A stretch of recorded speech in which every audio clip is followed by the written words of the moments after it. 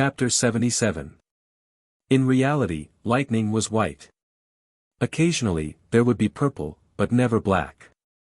Today, on the lawn outside the academy, everyone saw a black bolt of lightning. The examinees looked at the black horse that was as swift as an arrow, leaping out of the herd of horses in an instant, galloping forward at a terrifying speed that no one could catch up to. They thought of the disheveled examinees who had been thrown off by the horse's hooves, and thought of the red-clothed young lady who had tears on her face as she stood outside the fence, and couldn't help but be shocked speechless. Their eyes subconsciously followed the black lightning and saw Ning Kei, who was sitting on the back of the big black horse, bowing slightly like a falling leaf. They could not understand what this young candidate had done to the naughty black horse to make it so obedient and show such amazing strength. The meadow outside the academy was vast, covering an area of many acres. However, the examination area surrounded by fences was not very large. Everyone was still in shock. It seemed that the girl in red had just raised her right hand to cover her open mouth in surprise when the driving test abruptly ended. To be more precise, the black horse had reached the finish line ahead of the rest of the examinees by nearly half the time with an incredible speed. Ning Kei jumped off the horse's back and wiped off a few drops of sweat on his forehead. He turned around and patted the big black horse's thick neck with satisfaction, and then heavily patted its thick buttocks. He waved his hand and left. When the big black horse saw that Ning Kei signaled it to leave, it suddenly felt that it had escaped from the horrible blood swamp and returned to the happy human world. It neighed happily and rubbed against Ning Kei's shoulder to please him. Then, it hurriedly kicked its hooves and left, not daring to look back. It seemed to be even faster than during the exam. The candidates at the entrance of the fence looked at Ning Kei in silence, as if they were looking at a monster. Many people wanted to ask him how he did it, but did not dare to ask because of the strangeness he had shown earlier. Ning Kei felt the strange gazes from all around and frowned slightly. He slightly lowered his eyes without looking sideways, and walked directly to the academy entrance exam area. It was not his original intention to attract the attention of the surrounding examinees and even the instructors. Showing off his talent for vanity was also not in line with his ideas. However, he knew that his results in the 3 subjects were a mess. If he did not perform well in the last 2 subjects, he would definitely not be able to pass the entrance exam. He had prepared for years, spent so much money, abandoned his military status, and rushed thousands of miles from the grassland to Chang'an. But in the end, he could not enter the academy. It was really a sad D minor serenade. No matter what, he could not accept such an ending. What was the point of being in the limelight? Just as he was about to leave the driving course, a young girl blocked his way. The young girl had thick eyebrows and bright eyes. She could be considered pretty. She wore a large red robe with a tight belt. Her youthful body was extremely taut and gave off a refreshing feeling. However, the tear stains on her face made her look somewhat delicate and pitiful. "How did you do it?" the red-clothed girl asked angrily. "Why doesn't it listen to me?" Ning Kei thought for a while and answered seriously, "Maybe I have a better character." "Character?" The girl in the arrow robe was stunned and immediately said angrily, "What do you mean?" "I mean luck." Ning Kei spread his hands and smiled innocently. Then he politely asked her to step aside and trotted to the driving course examination room. The girl in the arrow robe was stunned. As the daughter of Yunhui General, she was beautiful and straightforward. It could be said that everyone in Chang'an knew her. No one dared to answer her perfunctorily. So when Ning Kei ran far away, she came to her senses and turned to look at the back of the lad. She stamped her feet and asked, "Who is this guy?" At this time, a group of examinees surrounded the examination room and were talking about Ning Quebec. One of the young men came to the side of the girl in the arrow robe and said, "Someone just looked at the register. This lad is called Ning Quebec. He is recommended by the military ministry. He should have no extraordinary background. Miss Situ, you don't have to pay attention to him." The girl in the arrow robe said unhappily, if he has no extraordinary background, then how could he tame that big black horse? Maybe, he is really lucky. The young man replied awkwardly. Another girl in crimson clothes came over and frowned at the lad on the grassy slope in the distance. She shook her head and said, he may be recommended by the military ministry from the frontier fortress. It is not strange that he is good at horsemanship. But you all say he has no extraordinary background, but I don't think so.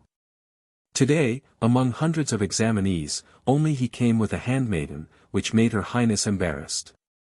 It is obvious that this lad is too arrogant and spoiled.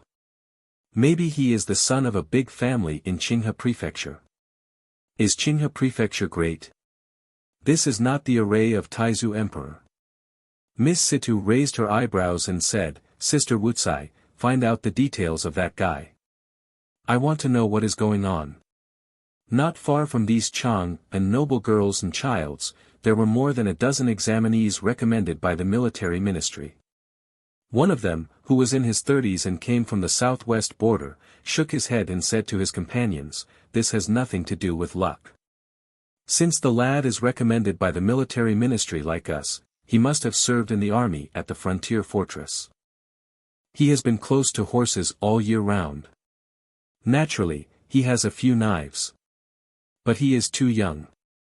As if to prove his assertion, an irritated neigh suddenly sounded in the driving course examination room, followed by panicked shouts. The big black horse that was as gentle as a little handmaiden by Ning Kei's side was kicking violently. A burly examinee fell on the lawn in a sorry state, looking extremely embarrassed. Ning Kei did not know what the examinees in the driving examination room were talking about him. If he knew that his military companion praised him for having a few knives, he would probably praise himself silently in his heart, I have 3 knives. In addition to knives, horses, and bows and arrows, the skills he was best at in his life were probably the skills he had honed in order to survive in the forests and grasslands. With only 1 knife and a quiver of arrows, he was confident that he could fight with a cultivator in the lower state of see-through. If he could survive, it would be very easy for him to pass the exam of toxicology. Toxicology was different from driving. There was no need to compare the scores of other examinees to make a judgment. That was why he had tried his best in the driving examination room, trying to get as far away from other examinees as possible. At this time, he drew his bow and aimed at the target 100 steps away, but he did not think too much about it. He only wanted to hit 10 rings with each arrow. If those examinees whose foreheads were drenched in sweat and whose arms were trembling from nervousness while drawing their bows knew that this fellow's minimum requirement was to hit 10 points with each of his arrows, they would probably die from anger. But that was what Ning Kei thought and did. He pulled the bow, placed the arrow, and loosened his fingers. As the bowstring moved, the standard feather arrow of the Tang military would shoot out and accurately hit the bullseye on the target. As soon as the first arrow hit the bullseye, he had already taken out the second arrow from the quiver on his back. He repeated the action of drawing the bow and loosening his fingers. The arrow once again brushed the hard bone ring on his finger and hit the bullseye without any surprise. His movements were not fast, and the target 100 paces away did not show any miraculous scene of a lightning bolt piercing through the target or a back arrow splitting the shaft of the front arrow in half. Just like that, he shot arrow after arrow steadily, but gradually formed a kind of beautiful rhythm, the humming of the bowstring like a soothing melody in the spring wind. Ning Kei's calm demeanor, impeccable posture, rhythmic movement of the bowstring, and extremely accurate archery. As the number of arrows in the quiver decreased, Ning Kei gradually attracted more and more people's attention. More and more people gathered behind him, including candidates, instructors of the academy, and even 2 generals from the military ministry who came for inspection. At this time, in the eyes of the crowd, the lad who stood on the lawn and drew his bow seemed to have turned into a calm soldier who had been on the battlefield for a long time and would not blink even if thousands of cavalry came rushing at him. The general watched Ning Kei shoot the last arrow and said to the attendant beside him, "Find out which general taught this lad." If he can't enter the academy this time, immediately return him to the military. After a short pause, the general rubbed his gray hair and said in a low voice, "Keep it a secret. His original troop will definitely call him back. We, the Yulin Royal Guards, have to steal him." At dusk, His Majesty and Her Majesty had already returned to Chang'an City, leaving only the prince and various department chiefs to preside over the remaining parts. The 6 exams had finally ended and it was time to publish the results. Hundreds of examinees stood quietly on the wide stone platform, tiptoeing and craning their necks to look at the empty screen wall. They were like hundreds of large geese that had been starving for days, stretching their long necks, waiting to be fed by someone. Several instructors of the academy slowly walked out of the building and bowed slightly to the prince.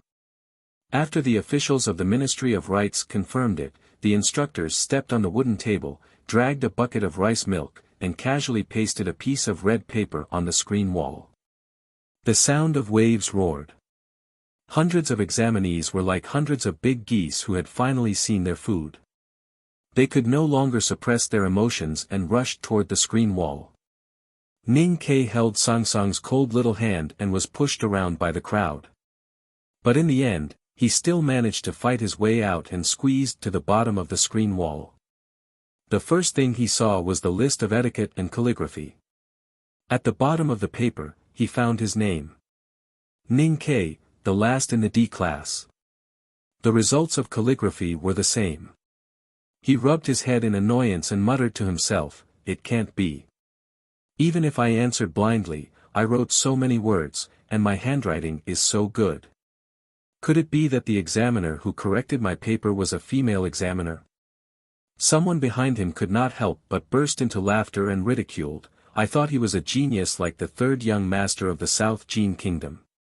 It turns out that he is just an uneducated man with only martial arts skills." It was the girl in the arrow robe who laughed at him.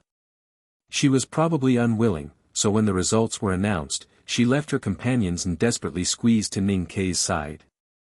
She wanted to see what kind of flower this guy would be. Ning Ke did not know that this noble lady of Chang'an was Situelan, the daughter of Yunhui General. He stared at her with great boredom, turned around and squeezed out of the crowd with Sangsang's little hand.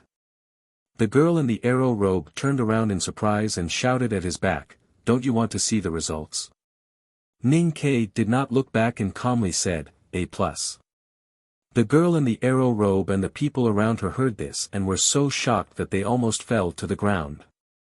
They thought, where did this guy come from? How could he be so confident and arrogant that he knew he would get A+ without even looking at the results? Sang raised her little face and gave him a puzzled look. Ning Ke looked at her and explained with a smile, "They are not as good as me at pretending to be deep and cool." Chapter 78. Ning Ke squeezed out of the crowd with Sang, but did not leave. He stood at a corner of the academy's stone ground and watched the lively scene by the screen wall. He felt a little remorseful and felt that it was meaningless to deliberately act like that before. He did not know whether it was the big black horse or the arrows that made him feel as if he had returned to the grassland or the Shubi Lake, subconsciously feeling a little nervous. In fact, he did not know whether he could pass the exam or not, so he was very nervous. Today's academy entrance examination gathered many young talents from all over the world. If it were not for the black lightning in the driving exam, Ning Ke, who was dressed in ordinary clothes, would not have attracted much attention. At this time, he was far away from the crowd, so naturally no one cared about him. The examinees' attention was still on their own scores and those who were already quite famous before the academy entrance examination. For example, Wang Ying from Linchuan, who was personally sent back by the instructors of the academy from a remote village. Although he was only 14 years old, his etiquette and literature had caused a sensation in Chang'an a few days ago. Another example was Zhong Dajuan, a gifted scholar from a famous school in Yangguan. However, Wang Ying was still young, and Zhong Dajuan's fame in the southern Tang was due to his poetry. Therefore, most examinees favored the third son of the Xie family from Ruyang in the South Jin Kingdom. The Xia family of the South Jin Kingdom was a 1,000-year-old family, which was famous for its poetry. The third son, Xia Qingyun, was intelligent since childhood. He could write at the age of 3 and write poems at the age of 5. During his growth, he made friends with many famous scholars. The elders in the Xia family appreciated his talent and spared no expense to invite talents from all over the world. Thus, he became famous today. Xia Qingyun was only 18 years old this year, but he was already the Tanhua of the South Jin Kingdom's imperial examination. After the imperial examination, he insisted on quitting his official position in the South Jin Kingdom and traveled thousands of miles north to the Tang Empire in order to enter the academy. Although the academy's enrollment was strict, it would be too unbelievable if the Tanhua of the South Jin Kingdom could not enter. Therefore, no one doubted whether Xia Qingyun could pass the exam, but only cared about whether he could get the first place. At this time, Xia Qingyun, Zhong Dajuan, and Linchuan Wangying were standing under the screen wall, looking up at the list with their hands behind their backs. Zhong Dajuan, dressed in a black robe, showed an indifferent expression on his face. He knew that his result in the second course of driving and archery could only be average, and it was impossible for him to win the first place. The 14-year-old Linchuan Wangying's immature face was inevitably a little nervous, but Xia Qingyun, dressed in a starry white robe, was very calm, with a confident smile on his handsome face that matched his talent. The girl in the arrow robe and the girl named Wuxia, as well as several children of influential families in Chang'an, stood behind them and giggled in low voices. Several hardy girls pointed at Xia Qingyun without any taboo. The crowded crowd consciously left a large empty space around these young men and women, as if they were afraid to disturb or collide with them. The Tang Empire had strict laws, but the distinction between social classes was not too strict. However, the 7 or 8 young men and women standing under the screen wall at this time had extraordinary family backgrounds and their own reputations, so the rest of the people subconsciously kept a distance from them. Soft exclamations of admiration sounded from time to time under the screen wall. Every time the names of the 3 people were found at the top of the list, it would lead to a burst of whispers. Looking at the backs of the 3 talents standing in front of them, they were full of envy. Linchuan Wangying turned back and shyly greeted the candidates with hands folded in front. Except that he only got a C in the course of archery because of his young age, he got an A+ in the course of music. It was said that he played the zither in the course of music in the morning, which won a very high evaluation from Qingyu Fengsheng, the instructor of the academy. Zhong Dajuan slightly raised his chin and casually cupped his hands to greet the candidates behind him. He seemed a little proud. However, the Tang people had always been free and easy. As long as you had the right to be proud, you would never be stingy with your own praise. Except that Zhong Dajuan only got a B in the course of riding and archery, the other 4 subjects were all ranked A, especially the course of calligraphy, which also got an A+. Such an excellent result was indeed worthy of applause. The warmest applause and the most enthusiastic eyes of the female candidates were naturally given to Xia Qingyun, the 3rd young master of the Xia family from the South Jin Kingdom. He got 6 A's, including 2 A+ in the course of etiquette and calligraphy. Such a perfect result could be ranked in the top few even in the academy entrance examination in the past 10 years. Xia Qingyun cupped his hands to greet the crowd around him and smiled.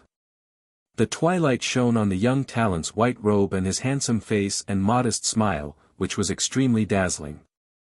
The girl in the arrow robe and her female companions kept clapping their hands and jumping for joy, as if it was also their honor.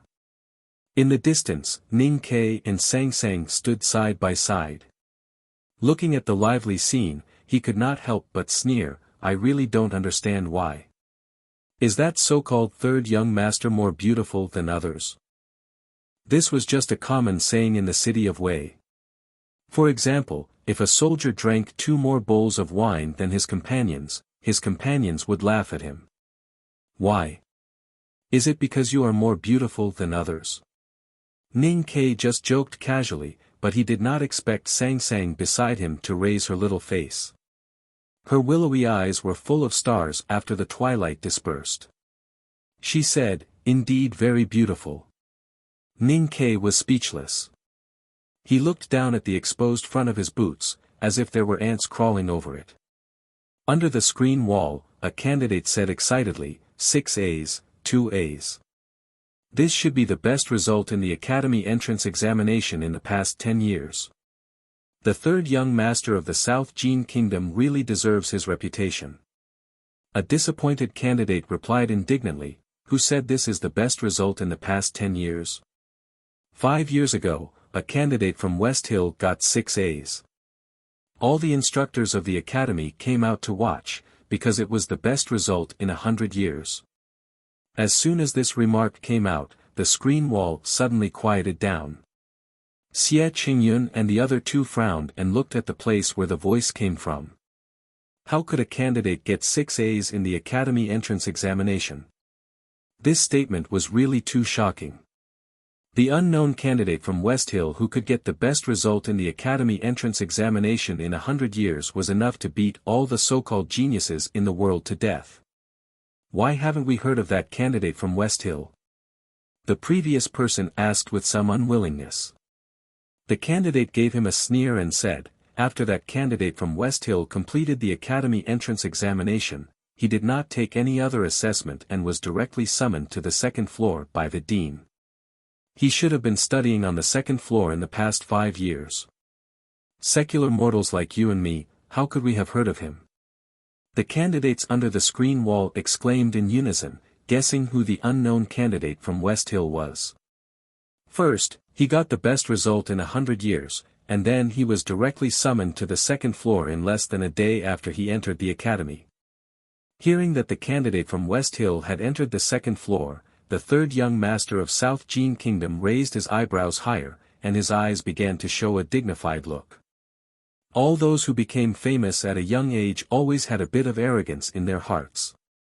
Last year, he got the third place in the South Jin Kingdom, which was unacceptable to him, so he chose to come to the academy to prove himself.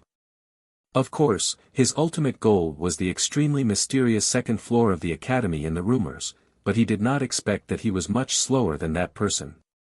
The girl beside the girl in the arrow robe was Jin Wuxia, the youngest daughter of the Chancellor of Tang Kingdom. She had a mild temperament since childhood and loved poetry and books. She had long heard of the name of the third young master of South Jin Kingdom. These days, she had met and talked with him in the poetry meeting in Chang and restaurant and found that he was indeed very talented. At this moment, she looked at his expression and said with a smile, "The third young master has 6 A's, and 2 A's, which is also a very rare achievement, at least this time, no one can beat him." That's right. In this year's academy entrance examination, Zhong Dajuan of Yangguan got A's in calligraphy, Wang Ying of Lin City got A's in music, and the third young master Xie got A's in both subjects. Who can do better than the three of you? The candidates on the screen wall all agreed. Xie Qingyin's expression became slightly better, and he laughed at himself and saluted again. The girl in the arrow robe was about to accompany her female companion to talk with the third young master. Suddenly, she thought of one thing. Thinking of the guy's cool declaration when he left, she subconsciously looked up at the top of the screen wall again. She silently thought that the guy must be afraid of losing face, so he talked nonsense. But thinking of the black lightning in the driving course examination, she somehow believed that she would see the guy's name at the top. The name of the guy was not at the top of the course of music. No, his name was not on the whole list of the course of music. It seemed that the guy was really ignorant and incompetent. Lon Lon, you are really a fool, and you actually believe that nonsense.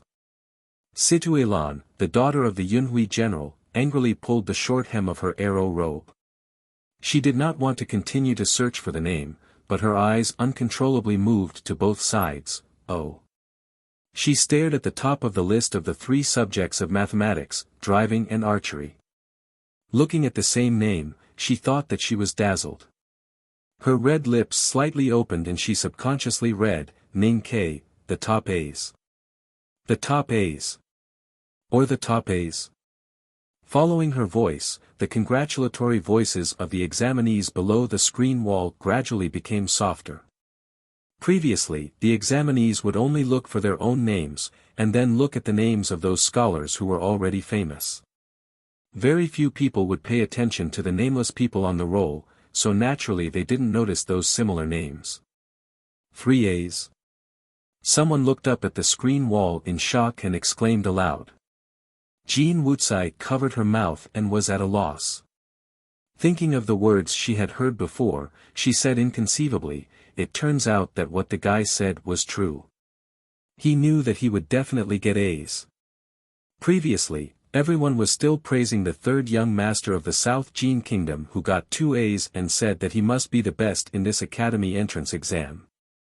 Who could have thought that before the praises stopped, a guy who got 3 A's, appeared like this? Who is Ning Ke? Who is Ning Ke? The candidates who had not seen the scene of the black lightning anxiously asked their companions around them. The candidates who had seen the scene began to talk about the legendary scene of the big black horse changing from a fierce wife to a well-behaved servant with relish. Situelan was looking around for Ning Ke and found him standing in the distance. She hurriedly took Jean Wuxia's hand and pushed the crowd to run over there. Xie Qingyun and the other two seemed to be forgotten at this time. He laughed at himself with a touch of indifference flashing in his eyes. He reached out to invite Zhong Dajuan and Wang Ying to go with those noble ladies of Chang'an. The candidates under the screen wall automatically separated to make a path, like a tide, and then gathered together. They followed them to the corner of the stone platform, to the candidate called Ning Ke whom they had never heard before. Ning Ke did not know what happened at the screen wall. He was lowering his head to discuss with Sang Sang what to eat in the shop at night. Suddenly he found a commotion in the crowd, and then the girl in the arrow robe rushed in front of him. Situelan stared at him and asked, 3 A's, you, how did you get the A's? Ning Ke was startled. Looking at the growing crowd in front of him, he replied, I reviewed very carefully. Sang Sang looked up at him with her willow-like eyes full of confusion. She thought, young master, do you know what reviewing is? Chapter 79. It was dusk, and the golden light turned the mountain behind the academy into a very high altar. There seemed to be warmth in the cracks of the bluestone stones on the stone platform, urging people to go back. However, the candidates who already knew the results of the academy entrance test did not leave. They surrounded a corner of the stone platform and looked at the seemingly ordinary young candidate. Occasionally, they would pay attention to the little handmaiden beside him and whisper to each other from time to time. The candidates had complicated looks in their eyes. Some were puzzled, and some were shocked. There was a candidate who got 3 A+ grades in the academy entrance test and surpassed the third young master of South Jin Kingdom. No one had heard of him before. He was a complete nobody. The young candidate might have been recommended by the military ministry, or he might have honed his skills on the grassland at the frontier fortress. However, he also got an A+ grade in mathematics. Xie Qingyun, Zhong Dajuan, and Wang Ying, the 3 candidates who had high hopes, only got an A grade in this subject. Some candidates who were quick to talk could not help but raise their doubts, and some people immediately responded. Situelan tidied up the front robe that she had pulled and frowned at Ning Quebec. She asked, how did you pass the mathematics exam? Her words were full of doubt and confusion, and her tone was a little tough and defiant. Ning Ke was a little unhappy when he heard it. However, looking at the girl's expression, he was sure that she had no malice. She was just a typical confused girl who was overwhelmed by unexpected news. Therefore, he spread out his hands and smiled innocently without answering. The military ministry had selected more than 70 candidates this year, which had already made many people unhappy in Chang'an City. Now that Ning Ke had overshadowed most of them, seeing that he did not answer, the boys and girls in Chang'an City began to discuss about Situelan's question. As candidates recommended by the military ministry, they got the first place in 3 subjects. Of course, those candidates who came from the frontier fortresses and camps of the Tang Empire felt very proud. However, they were older than the other candidates on average, so they behaved and spoke calmly. Although they were on Ning Kei's side, they were not in a hurry to say anything. However, a young master of Chang'an City could not stand it anymore. Chu Yuxian walked to Ning Kei, waving his fan. He put his hand on Ning Kei's shoulder and stared at those candidates. He said, "What's there to be unhappy about? Ning Kei is my friend. Do you know who he is? He was the kind of person who could go to the House of Red Sleeves to drink with prostitutes without having to spend money. Is there anything he can't do in this world?" It was said that the most effective way for the young people in Chang'an to compete with each other was not to compare whose father's position was higher or whose family made more money. For an open and active society like the Tang Empire, social status and wealth accumulation could change drastically at any time. Moreover, it was too vulgar and tasteless. What they valued more was one's talent, reputation, and strength, as well as who was the most popular in Chang'an. Of course, if one wanted to make a living in Chang'an, he could not completely leave his family background.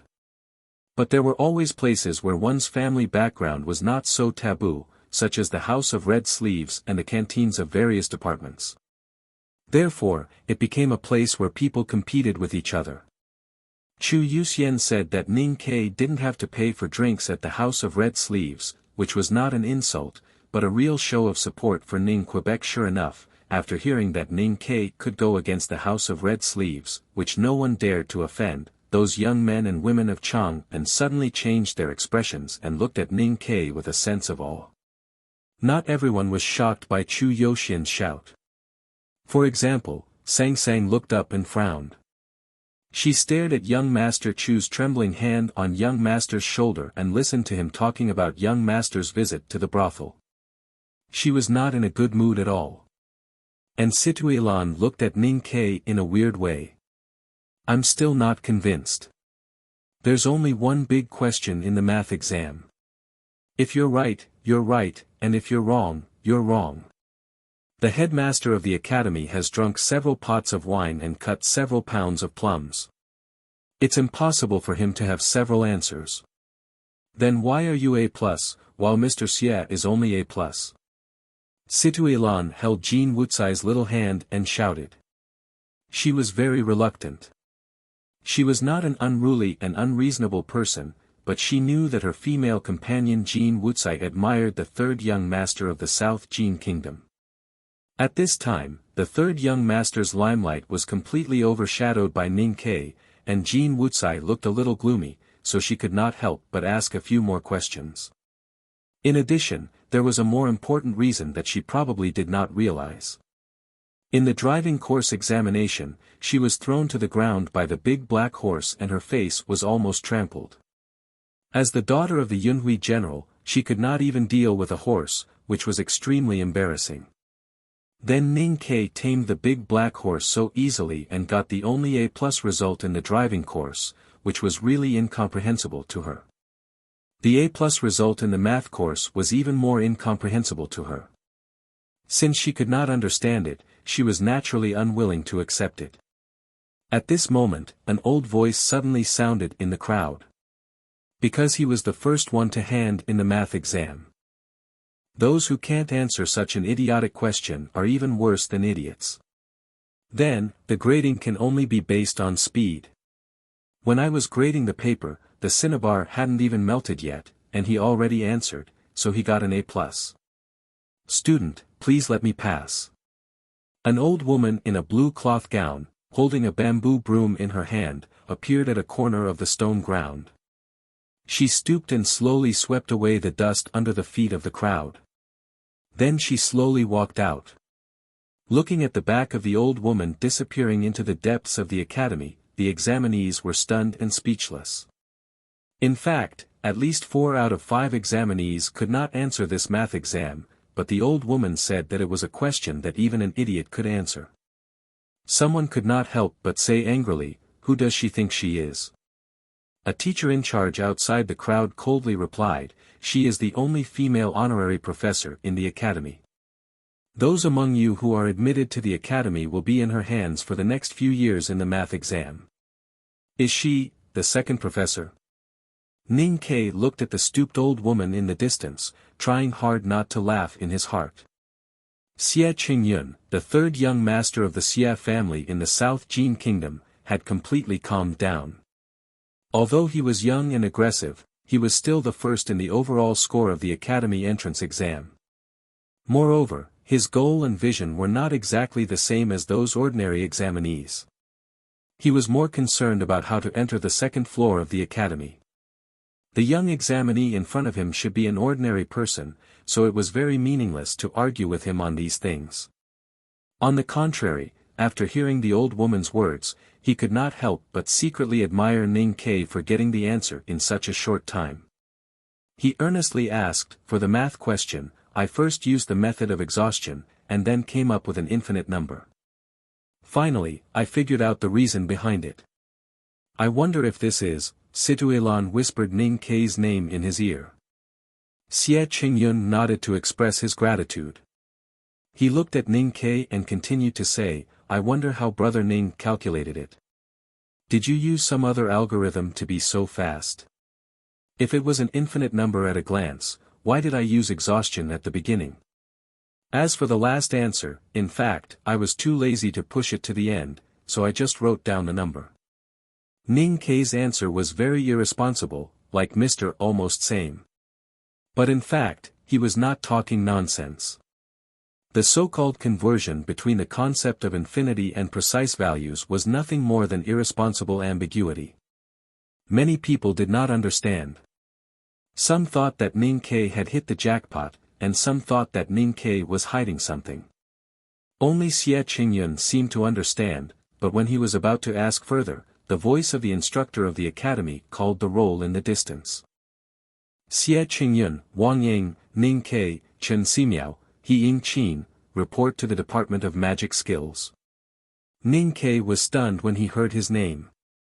Report to the Department of Magic Skills. What did that mean? Why did he feel like he was going to the Department of Worship? Why did he feel cold between his legs?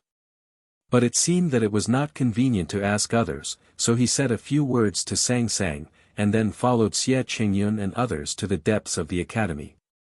He was a little relieved when he found that there was also a female examinee going to the Department of Magic Skills. None of the examinees on the stone ground showed a look of surprise. In fact, the main reason why they did not go home was that they wanted to hear whether their names would be called in the Department of Magic Skills. They looked at those people going to the depths of the academy with envy. Situilan kicked the bluestone cracks in disappointment, looking at Ning Ke's back and muttering in a low voice, "Why did all the good things go to this guy?" It did not take long for those 7 or 8 examinees to come back from the depths of the academy, as if they had just gone for a stroll. Xie Qingyun looked calm, Wang Ying and other examinees could not hide their joy, and only Ning Ke's face showed no expression at all. The academy set up a special course in addition to the 6 courses to cultivate students with potential for cultivation. In the future, those students would be exposed to the art of sword and talisman, so it was called the course of magic skills. The instructors thought that those students who were called before had potential, and they went to receive a psyche power examination.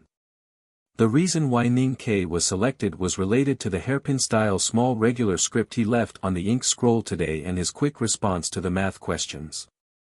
The academy thought that he should have the potential for cultivation, but the instructor who was responsible for the physical examination made a rare failure, and was disappointed to find that his ocean of chi and mountain of snow was blocked. But once again, he experienced the switch between hope and disappointment. If there was no hope, there would be no disappointment. Ning Ke was very clear about his physical condition, so he could face it calmly. Xie Qingyun had already embarked on the road of cultivation when he was in the South Jin Kingdom, so of course there was nothing to be excited about. But Wang Ying and other examinees could hardly suppress their excitement until today when they knew that they might step into the legendary mysterious door. "I can't. Ning Ke spread out his hands and explained to the crowd, "Oh. I can't say I can't. The instructor said that my willpower is fine, but my ocean of chi and mountain of snow is a little weak, and my body is not suitable for cultivation." The academy called 7 people by name, and he was the only one who failed the examination. The examinees on the stone ground looked at him with complicated eyes, and the faint hostility in some eyes turned into sympathy. Of course, there were also a few people whose eyes were full of ridicule. The Tangs respected the strong, but they would not discriminate against the weak. They were tolerant and generous after thousands of years of romance. Situelan, who had been displeased with Ning Ke, looked at him and sighed. She comforted him with sympathy, "Don't be too disappointed. After all, there are only a few people who can cultivate. Look at us, we can't do anything. That makes sense, and not being able to cultivate doesn't mean that we are useless." Ning Ke took the water bottle from Sang Sang and drank a mouthful. He looked at her and said with a smile, "I am a professional woodcutter." After saying this, the master and the servant walked out of the academy in the twilight. Chapter 80. Situelan opened her eyes wide and stared at the lawn burning like wildfire under the setting sun. She stared at the pair of master and servant who were getting further and further away. She couldn't help but put her hands on her waist and murmured, "This guy is really interesting."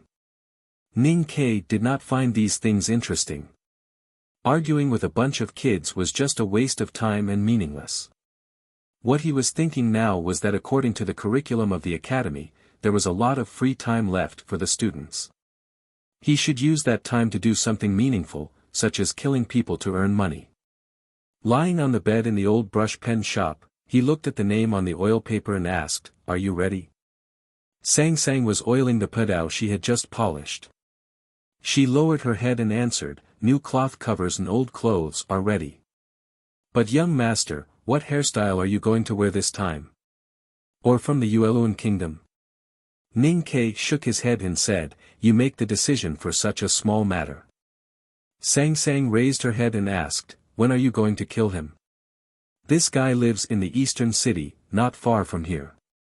We can kill him whenever we want." Ning Ke looked at the name on the oil paper and the simple information below. He paused and explained, "We don't even know when to kill him. When the government investigates the case in the future, it won't be easy to calculate something from the law of time. There is no law in the world. But when you kill more people, there will be a law." Sang Sang sheathed the bright pedao in her hand and walked to the bedside to look at Ning Ke's face. She said seriously, "This is what you taught me when I was young. No matter how you hide yourself, the government will always find out the reason from the identity of the people you killed. The general's mansion is dead, and the villages in the Yen territory are all slaughtered." Ning Ke smiled and answered, "Even if the government finally found out that the killer's purpose was to avenge these 2 things, how could they find me? Maybe they can't find you, young master. But if the government knows who you want to kill, then they can target and protect your targets. They can even directly use those names as bait. At that time, even if you know those people have people from the government around them, won't you kill them?" Ning Ke quietly looked at the little handmaiden's eyes and suddenly laughed. He said, "You rarely think so much. I'm not really stupid. I'm just too lazy to think." Sang Sang murmured in a low voice. As for why she was willing to think about these things today, she didn't understand. Maybe she didn't understand. Ning Ke understood. So his eyes became a little warm. He looked at her and smiled, "I promise you, I'll take a break after killing 2 or 3 people. Then I'll study in the academy." Sang Sang smiled, and her dark face finally showed a relaxed expression. She said, "Yes, the academy is such a good place. Young master, you can meet so many talents of your age. You should cherish it." Ning Ke was not used to Sang Sang's sudden transformation into Shirin. He could not help but roll his eyes. Looking at the roof, he stretched his right hand under the quilt and counted with his fingers. The so-called same age meant that he was actually 7 or 8 years older than them. The next day, the academy officially started classes. Ning Ke and Sang Sang got up early again. After washing and eating, Sang Sang stood at the door of the shop to see them off, while Ning Ke boarded the horse carriage alone. Sang Sang and Ning Ke got up early the next day. After washing and eating, Sang Sang stood at the door of the shop to see them off.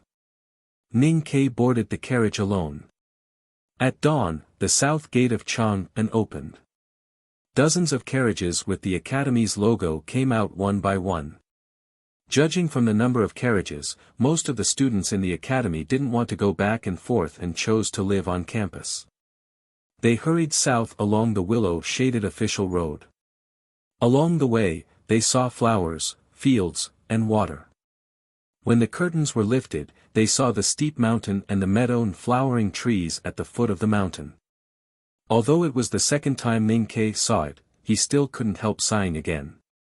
It seemed that such a wonderful fairyland could appear in the human world, in the bustling suburbs of Chang'an. More than 10 black horse carriages climbed on the green meadow and soon arrived at the front gate of the academy. The students got off the carriages one after another and greeted each other with cupped hands. In front of the simple stone gate that was not very eye-catching, there were already many residents who had entered the examination room yesterday to welcome them. The quiet courtyard gate suddenly became lively. The young students all wore the academy's cyan robes. The boys wore black headscarves, while the girls used ebony hairpins to tie up their black hair. Together with the green meadow and the simple stone gate, they looked particularly refreshing. Coupled with the youthful vigor on their faces, a youthful aura spread in all directions as they faced the rising sun in the east. Ning Ke tidied up his cyan robe and took out the small bronze mirror that Sang Sang had put in his bag last night. He checked whether the black headscarf on his head was worn crookedly. After confirming it, he got off the carriage. In yesterday's academy exam, apart from Xie Qingyun and the other two from the South Jin Kingdom, the big black horse who had tamed the big black horse was the most conspicuous one. When the students who were exchanging greetings at the gate saw him, they did not avoid him out of jealousy. Instead, they warmly greeted him and exchanged information about recent events and introduced themselves. The bell in the depths of the academy rang quietly. The students stopped talking and went up the steps in the morning light. The corners of their cyan robes were blown by the morning wind, and their headscarves and hair buns were separated gradually, giving them an inexplicable sense of otherworldliness. Ning Ke, who deliberately slowed down his pace and fell behind the crowd, raised his head in the morning sun and looked at the scene in front of him. His heart slightly moved, but he did not speed up his pace. Instead, he looked more and more carefully at the simple main gate of the academy in front of him that looked like 3 stone pillars and the ordinary buildings around the square above the stone steps. Yesterday, His Majesty of the Academy came in person and the guards of honor were strict. Moreover, he was busy checking the results of the exam, so he did not carefully look at the academy.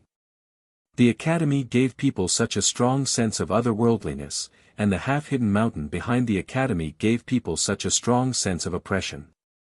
But why did he not find anything special here from yesterday to this morning? A few years ago, Ning Ke did not know what the academy was.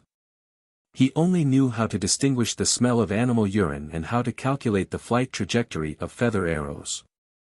It was not until General Ma of the city of Wei registered for him that he began to gradually know something about the academy, such as its glorious history and countless famous predecessors.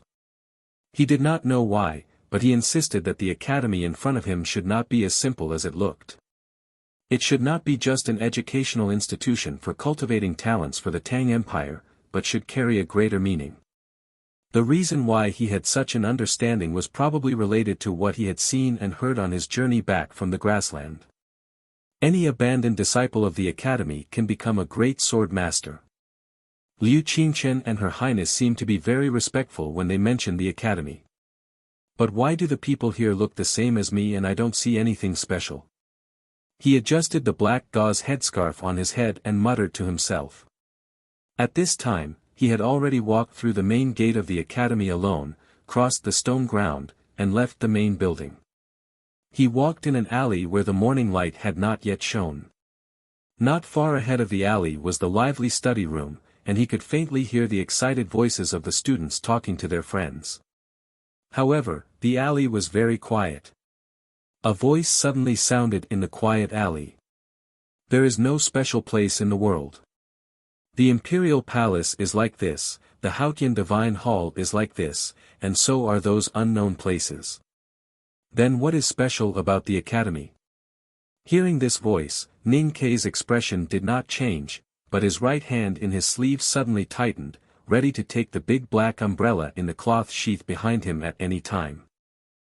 Living in a difficult environment since childhood, he would instinctively judge any sudden situation as dangerous.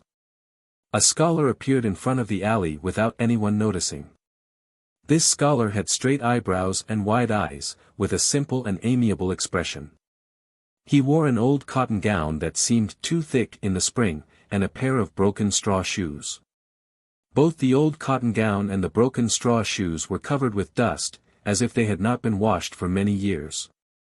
But somehow, this person looked unusually clean. From the body to the heart, he was incomparably clean. The scholar held a scroll in his right hand, and a wooden dipper was tied to his waist. Ning Kei's gaze moved back and forth between the scroll and the wooden dipper twice, and finally fell on the scholar's face. His right hand in his sleeve gradually loosened. This was the academy, where no one in the whole world dared to do anything improper here.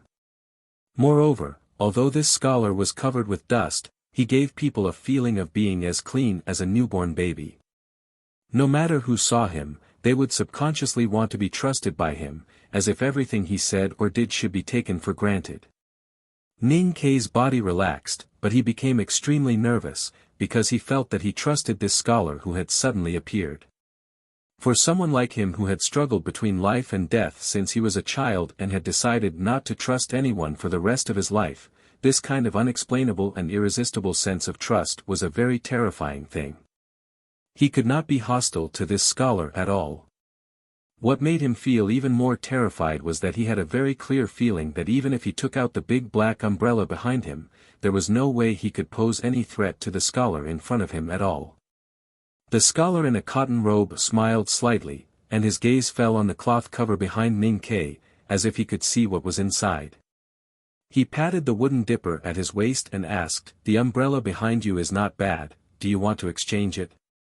How does this person know that there is an umbrella in the cloth cover behind me, and a big black umbrella at that? Ning Kei felt that his lips and tongue were parched, and he could not speak at all. After a long silence, he firmly shook his head. The scholar sighed with some regret, and walked past him with the scroll in his hand. He did not look at Ning Kei again, and walked to a remote side door of the academy. There was a lonely ox cart parked outside the side door of the academy. The scholar walked to the side of the cart, and very seriously bowed to the carriage, and then sat on the shaft of the cart to pick up the ox whip. An ordinary old man's voice came out from the cart, accompanied by a strong smell of wine. "He doesn't want to exchange with you." The scholar smiled and shook his head. Then he waved the ox whip, and the ox cart slowly began to move forward. In the spring of the 13th year of Tianqi era, the headmaster of the academy took his eldest disciple on another trip to other countries. He did not know how many pots of wine he would drink on this trip. He would cut a few pounds of plum on a few mountains. Chapter 81. Ning Kei shouldn't feel cold, because the scholar in the cotton robe didn't show any hostility or dangerous aura from head to toe. On the contrary, he was as clean as a lotus and trustworthy as a family member. But he still felt cold, because the scholar could see at a glance that he was carrying an umbrella.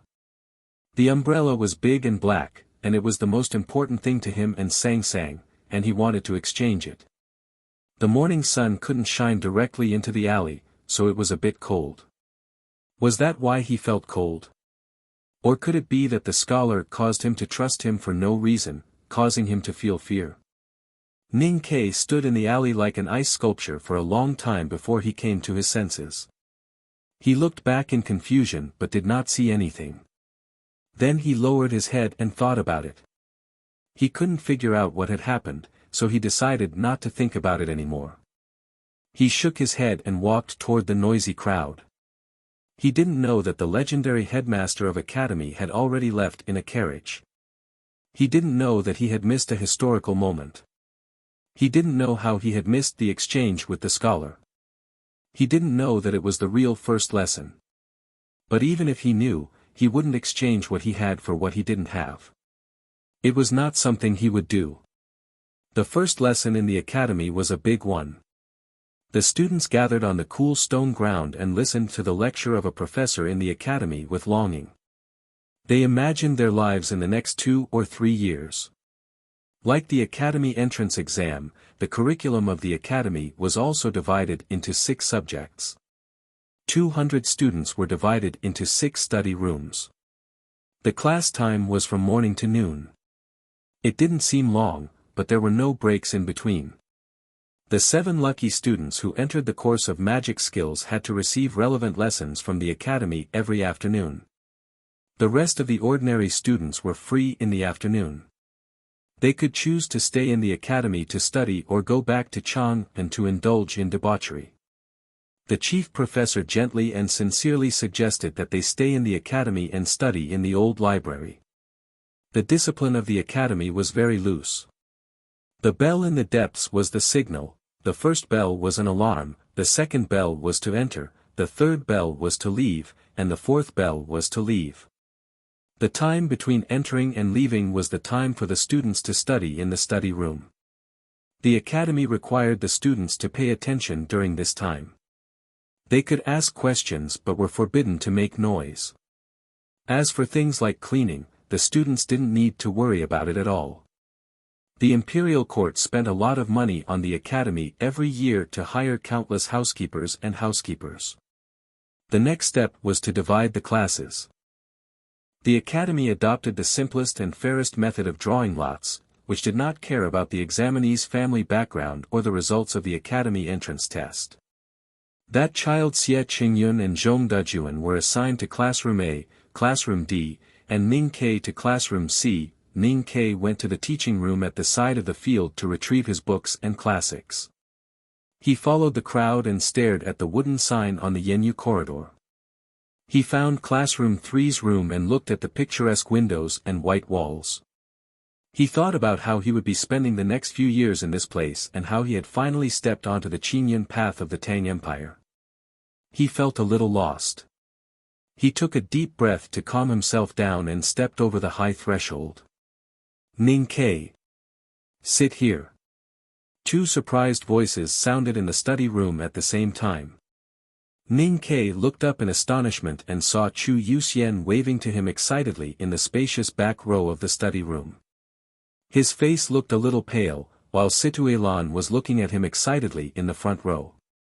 Today, the girl wore a blue tight suit under the student's robe with several plum blossoms embroidered on the slanted lapel. Her fair neck was exposed under the slightly open collar. It was like a dream, as if it had been a lifetime. It was indeed a lifetime. This was the most familiar and unforgettable scene, for he seemed to see it every year, and more people would ask him to sit there. Ning Ke stood silently in the doorsill of the study room and forcefully closed his eyes to expel those false and disturbing memories from his mind. He smiled apologetically at Situelan, who had an expectant look on her face, and walked to the back row. He did not know that Miss Situ was the daughter of General Yunhui, but he knew that she must be from a noble family in Chang'an. Although all students in the academy were equal, and he heard that His Majesty came to the school in plain clothes and sat side by side with ordinary poor students, he did not know what kind of trouble it would cause if he had too much contact with such a noble lady. Putting down the heavy books and classics, he looked at Chu Yoxian's pale and thin cheeks and stared at his slightly blue lips. He frowned and asked, "Did you go to the House of Red Sleeves again yesterday?" "I stayed there for a whole night." Chu Yuxian sighed and did not hide anything. He said miserably, "Ning Ke, there is something wrong with this world. I can't figure it out, so I went crazy in the House of Red Sleeves for a whole night." Ning Ke thought of the scholar he met before, and his body was slightly stiff. He asked, "What's wrong?" "I actually got into the academy. That's the biggest problem in this world." Looking at him, Chu Yuxian was extremely distressed and said, "You know, my old man spent 2,000 taels of silver to buy me the qualification for the academy entrance examination. I just came here to get a wife. Yesterday, I just answered the 6 subjects blindly. When the results were released, I didn't even look at my name. But I actually got B+ in 4 subjects." Ning Ke was shocked and speechless. After a long while, he sincerely praised, "You really don't show your true colors. Not revealing my face, my ass." Chu Yuxian looked as if his old man had died. He said distractedly, "I answered that the headmaster of the academy was drunk and chewed half a mountain of peach blossoms. But I still got B+. It only means that the instructors of the academy are all crazy." Ning Ke thought for a while and guessed, "Could it be that your family spent money?" Chu Yuxian said angrily, "Who has ever heard that people can study in the academy with money? And that old man only paid 2,000 taels of silver. 2,000 taels of silver is only enough for me to stay in the House of Red Sleeves for 4 months. It's not enough for me to do anything." In the faraway Chang'an city, in the depths of a silver shop in the eastern city, a very fat old man was painfully looking at his family's account book. With tears in his eyes, he sighed and said, 200,000 taels of silver. "My dear son, I've sold most of my family's property, hoping that you'll make a name for yourself. You can't let me down. Who the hell said that the academy doesn't accept money? Those bastards just don't accept small money." Chu Yuxian didn't know that his old man had made a great gamble in order to let him enter the academy. He was still indignant and felt that the instructors of the academy were all crazy. "I've never liked poetry, reading, writing or shooting since I was a child. So I can't play with those young masters and noble ladies in Chang'an City. Fortunately, you were also assigned to classroom 3. Otherwise, I really don't know how to spend the next few years." Chu Yuxian said sadly. Ning Ke noticed that when he said that he didn't like poetry, reading, writing or shooting, he didn't feel ashamed at all. Instead, he seemed to take it for granted and even felt a little proud. He smiled and comforted the only acquaintance in Chang'an City, saying, "Since you're already here, just take things as they come. Don't think too much." "You're right." Chu Yuxian looked around at his classmates in the spacious study room. His eyes swept over those slim girls and gradually became happy.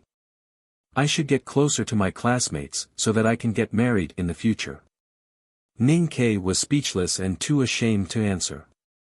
Chu Yuxian was a typical open-minded Tang person. Otherwise, he wouldn't have invited Ning Ke to drink and play with girls when he first met him in the brothel. After adjusting his mood, he immediately returned to normal. He picked up the jade pendant with 2 fingers and pointed at the girls in front of him, saying in a low voice, "That gentle girl is called Jin Wuxia, the youngest daughter of the libationer of Tang. She's docile but not easy to deal with, because the libationer is very serious or grumpy. Don't mess with that tall girl, because her surname is Gao, and she has an uncle who works in the palace. That greasy-haired boy is called Chen Zixin. His family runs a bookstore in the West City. He's quite rich. If you and I want to drink and don't have enough money, we can ask him to go with us. As for the short guy beside him, don't bother with him. I heard that he's a student from Chen State. Except for eating and sleeping, he's reading and shooting arrows. He's so boring." Ning Ke was greatly impressed. He thought that a person who was unwilling to enter the academy only took less than half a day to figure out the backgrounds and temperaments of all the 30 or 40 people in the study room. What a spirit he must have. He must be determined to carry on his career of eating, drinking, and playing to the end, and to seek friends and companions in the academy. "Ah, you probably know who the lady in the dress is." "Yes, she's Miss Situelan, the daughter of the famous Yunhui general." Chu Yuxian patted the desk and said quickly like a storyteller, "Brother Ning, I'm very grateful that you left her and came to me. But I have to remind you that you've probably offended this famous noble lady in Chang'an. Don't say that I didn't remind you. Miss Situelan has been riding a horse on the Vermilion Bird Avenue since she was 8 years old. She and a group of girls of the same age called the Female Army. Over the years, they've shocked many pancake stalls and braised barbecue shops, scared many lecherous men, and kicked many heartless men away. If you offend her, you'll have a hard time in Chang'an. It's just like entering a pancake shop, where there's no delicious fruit." Ning Ke was shocked by the spittle in front of him, and it took him a while to come to himself. He thought that he was not afraid of the Female Army, and Situelan was just a harmless little girl in his eyes, so he did not care about it. Instead, he admired Chu Yoxian's ability and said, "Next time when we go to the House of Red Sleeves, I don't think we should force Chen Zixian to come with us. You can go there and say a few sentences to earn him back." He thought that his words were very appropriate, but Chu Yuxian squinted at him and said with a faint sneer, "In that kind of brothel, you can earn money by saying a few sentences. Who else in the world can do that except you?" Ning Ke's expression froze. He wanted to beat this person to vent his anger, but he managed to suppress it. At this time, the teacher in charge of etiquette had walked in with a serious face. The study room suddenly became very quiet, and the young crows and sparrows flew away. Chapter 82. What is etiquette? This is a very broad and grand proposition, but we can't stop exploring and studying it just because it's a grand proposition, because it's very important. This word is as lofty and untouchable as the firmament, so should we stop casting curious gazes at the firmament?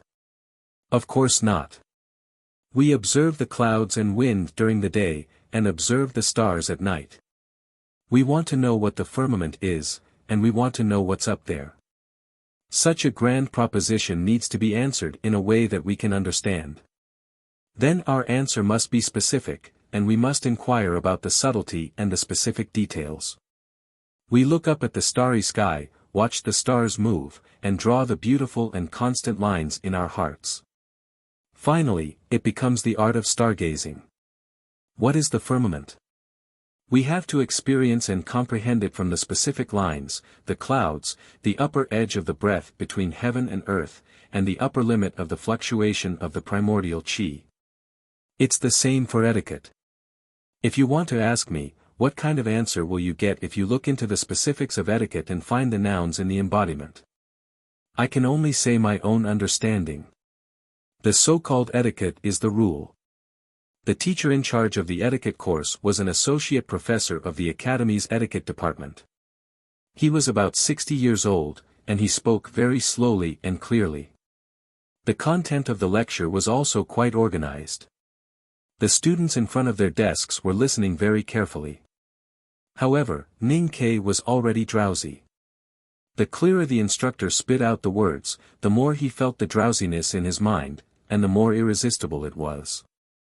He was at the bottom of the Academy's etiquette course in the last grade, and he had never been interested in these contents in his previous life.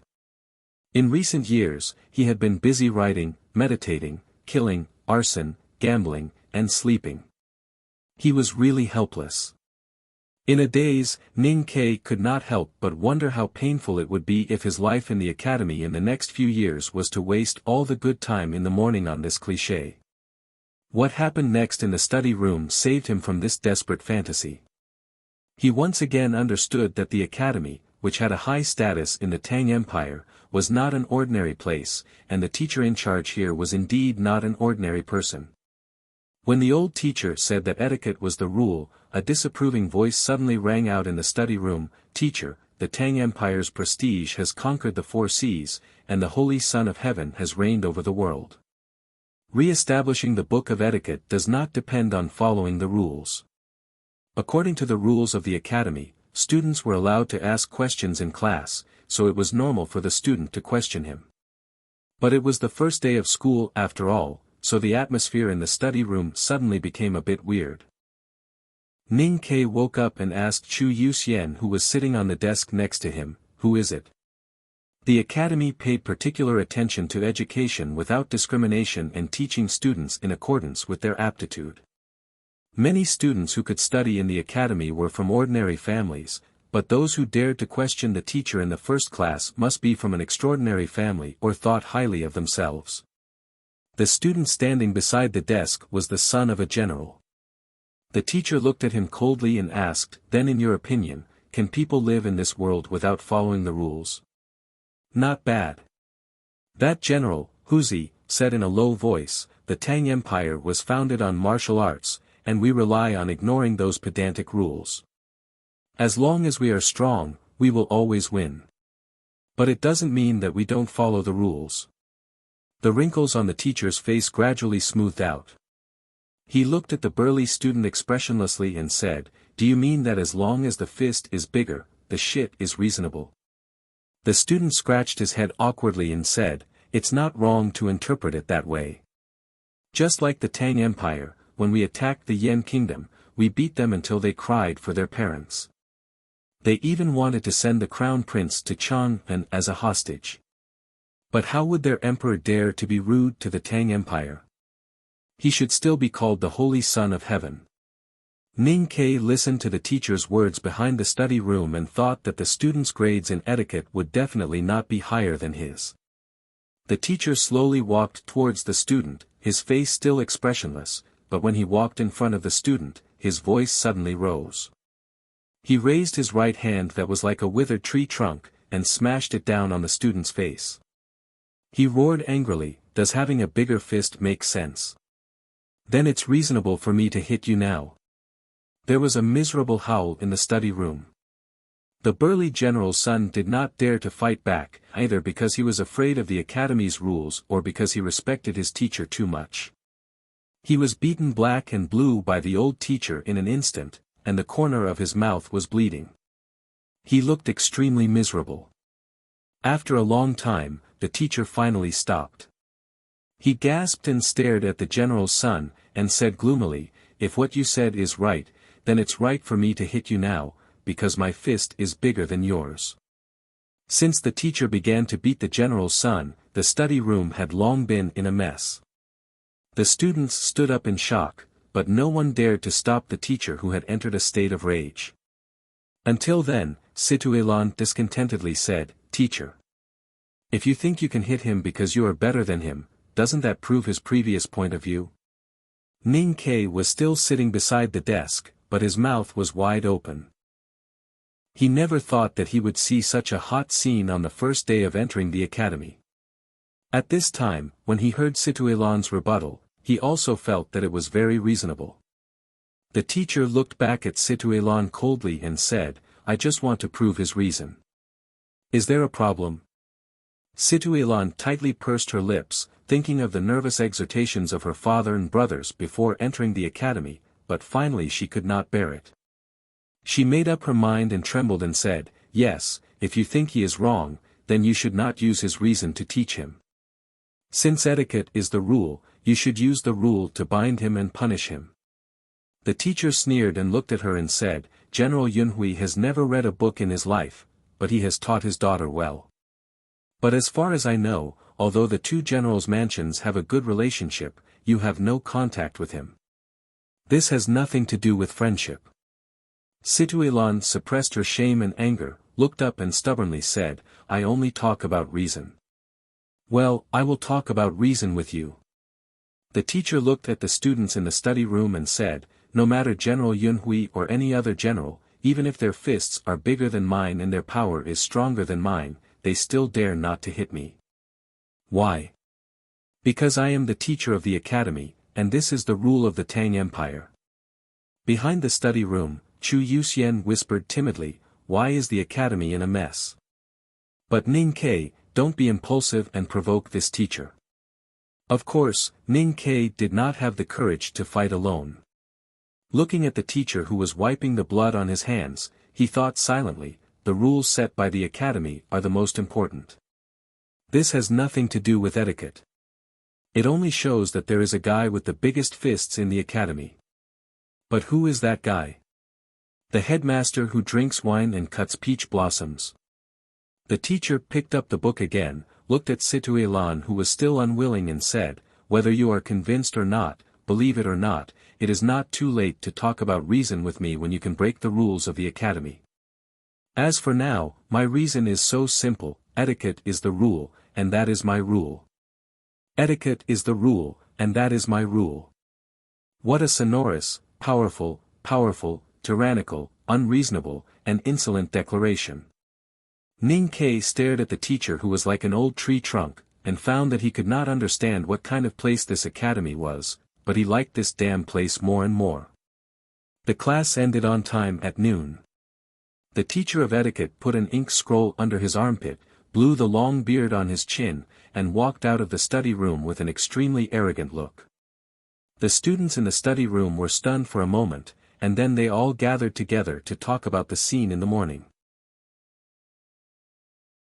Chapter 83. When the bell rang for the third time, the students walked out of their respective study rooms. Some students who lived for a long time hurried to the kitchen so that they would not miss the special meal on the first day of school.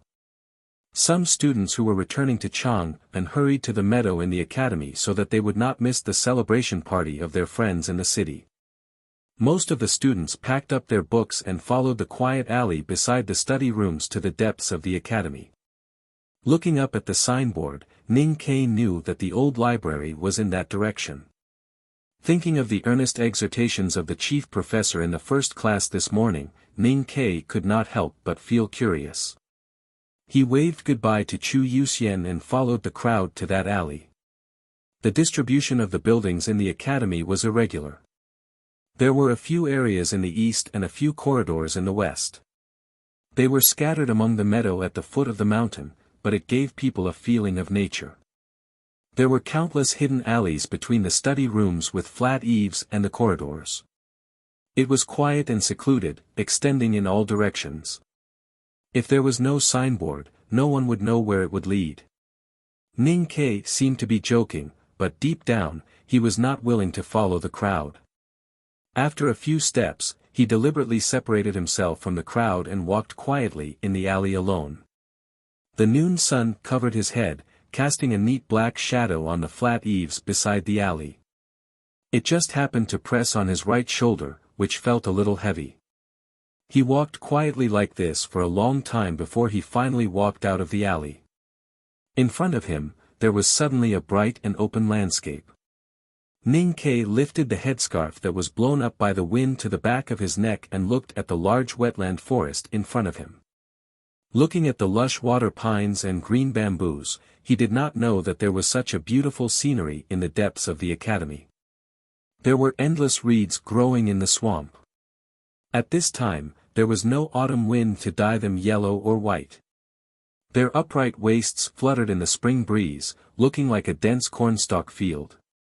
The slightly dry wind passed through the forest by the swamp and was filtered by these green stalks that carried water vapor, becoming cool and pleasant again. Ning Kai walked on the stone path beside the wetland, looking at the fish in the shadow in the water and listening to the unknown insects chirping in the woods. His heart, which had been tense for more than 10 years, gradually loosened and softened, as if it was moistened by the water and gently rubbed by the shade of the trees. Occasionally, he passed by a classmate and nodded politely, but did not speed up his pace. The stone slabs under his feet had not been polished, and the uneven surface was just enough to prevent slipping. They were laid out from the alley of the study room, circled around the wetland, and then extended into the forest. About thousands of stones were densely packed together to form a flat road, forming an extremely long stone path. At the end of the path, they arrived in front of an old 3-story wooden building in the green forest at the foot of the mountain. The 3-story wooden building looked ordinary on the outside. It did not have any fancy decorations, nor did it have any curved eaves. It was simply built against the mountain, but the varnished wood should not be ordinary. Looking at the traces left by the wind and rain over the years, no one knew how long it had been standing in the depths of the academy, but there was no sign of decay. Ning Kai looked up at the horizontal plaque above the wooden building, with the words, "Old Library," written on it. He could not help thinking, are the instructors of the academy too lazy? How could a library be called old library just because it is old? I know you are all curious as to why this building is called old library. In fact, the reason is very simple. This building is responsible for collecting books for the academy, and books are only used to record our thoughts. Once thoughts jump out of the mind and are written on paper, they are no longer fresh, but just old things. Therefore, any book is an old book. There were already many people gathered downstairs. In front of the closed wooden door, a middle-aged instructor of the academy was smiling and explaining to the students the origin of the name Old Library. Now that you are all members of the academy, you must remember that in our academy, there is no such thing as cherishing words and paper, and there is no such rule as kowtowing on the table. Books are books, they are just tools, not sacred. Only our thoughts are fresh. In order to let you remember this building is called Old Library. The students nodded, but not all of them understood the hidden meaning of these two simple sentences. Ning Ke vaguely understood some of it, but he did not know if his understanding was completely correct. Let me tell you the rules of the Old Library. The middle-aged instructor in charge of managing the old library smiled and continued, there are a total of 2 instructors and 4 managers here. Our task is to serve all the teachers and students, so we work day and night.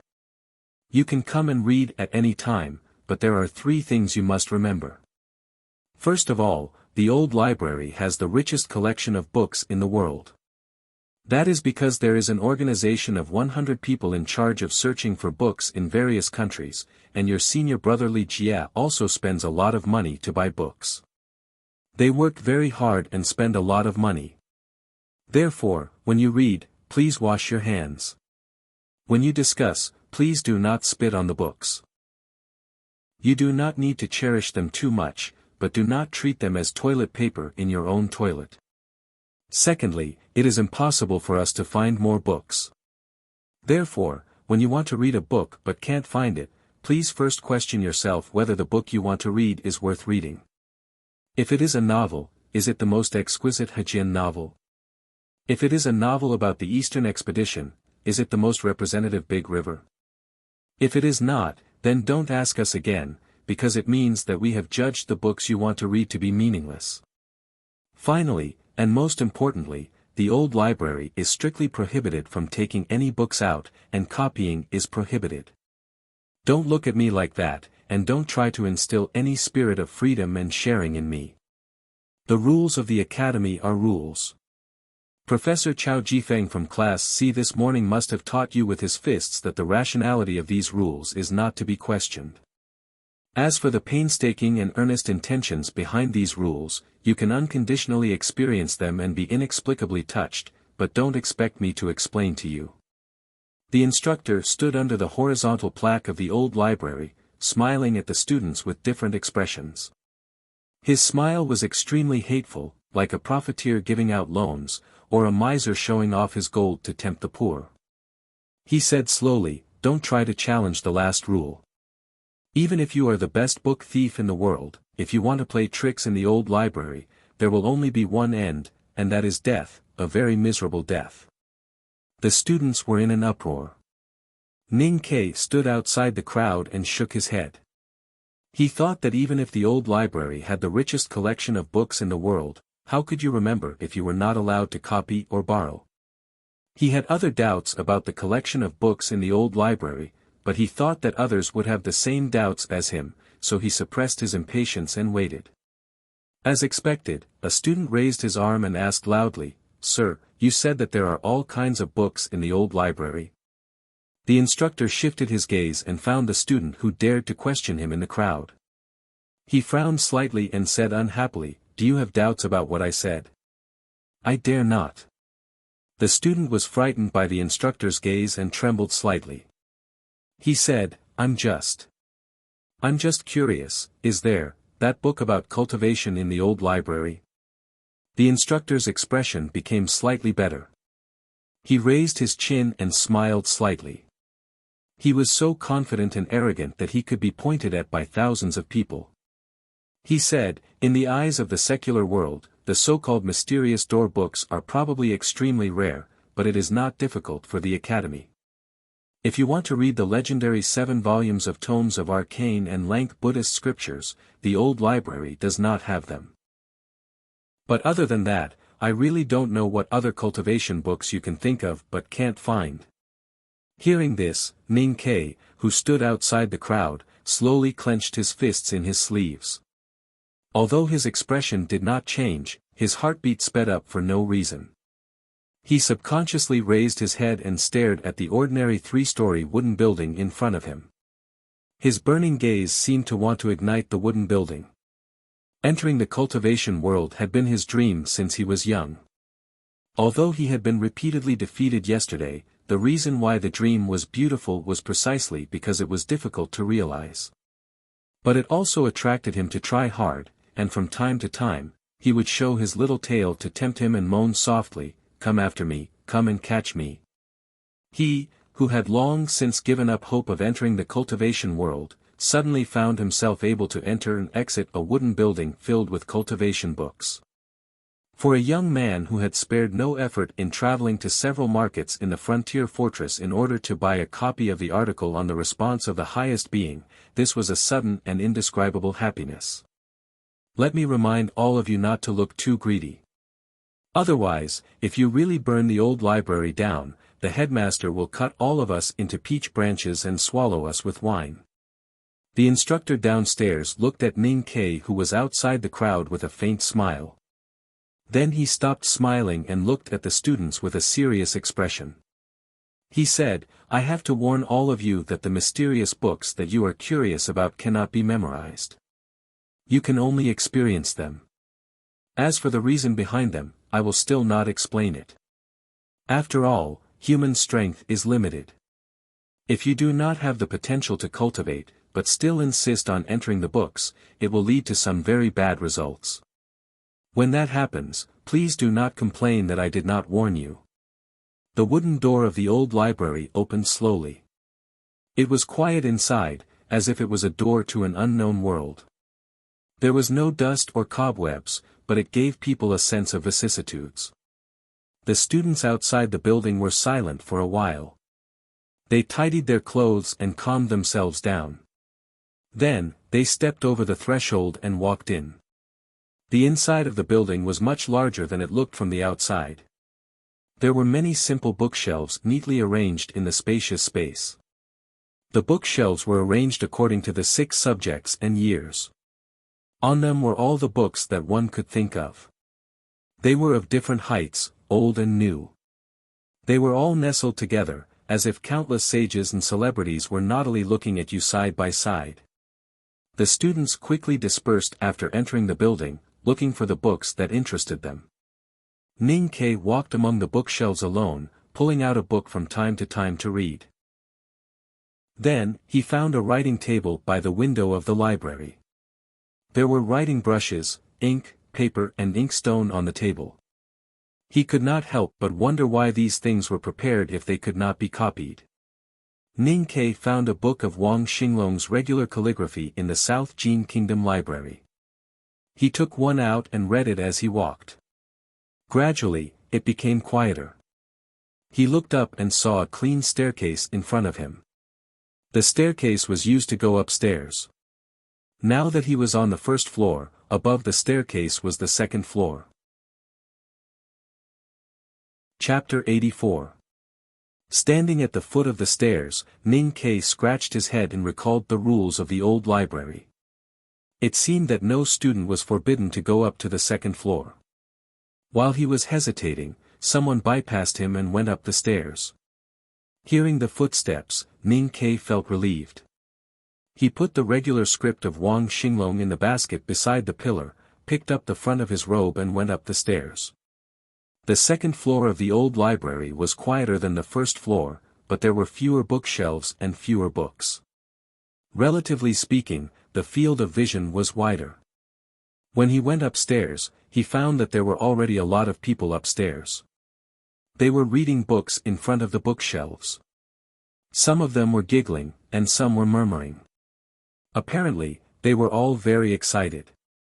Most of the books on classics and history were on the first floor. The books on the second floor were mainly about martial arts and cultivation. Before entering the building, the instructor had already said that reading was not allowed. However, Ning Ke still felt that it was an unreal dream when he suddenly found a treasure mountain in front of him without any warning. He stood among the bookshelves in a daze and kept silent for a long time before he gradually digested the shock in his heart. Li Jitang talks about Buddhism, the verified relationship between psyche power and emblematic gesture, brief introduction to the 5 states of cultivation, memories of West Hill, Dongxian Sutra, Nanhua Collection, summary of swordsmanship schools in South Jin Kingdom, dictionary of all arts appreciation. Walking in front of the bookshelves, his eyes fell on the densely packed spines of the books.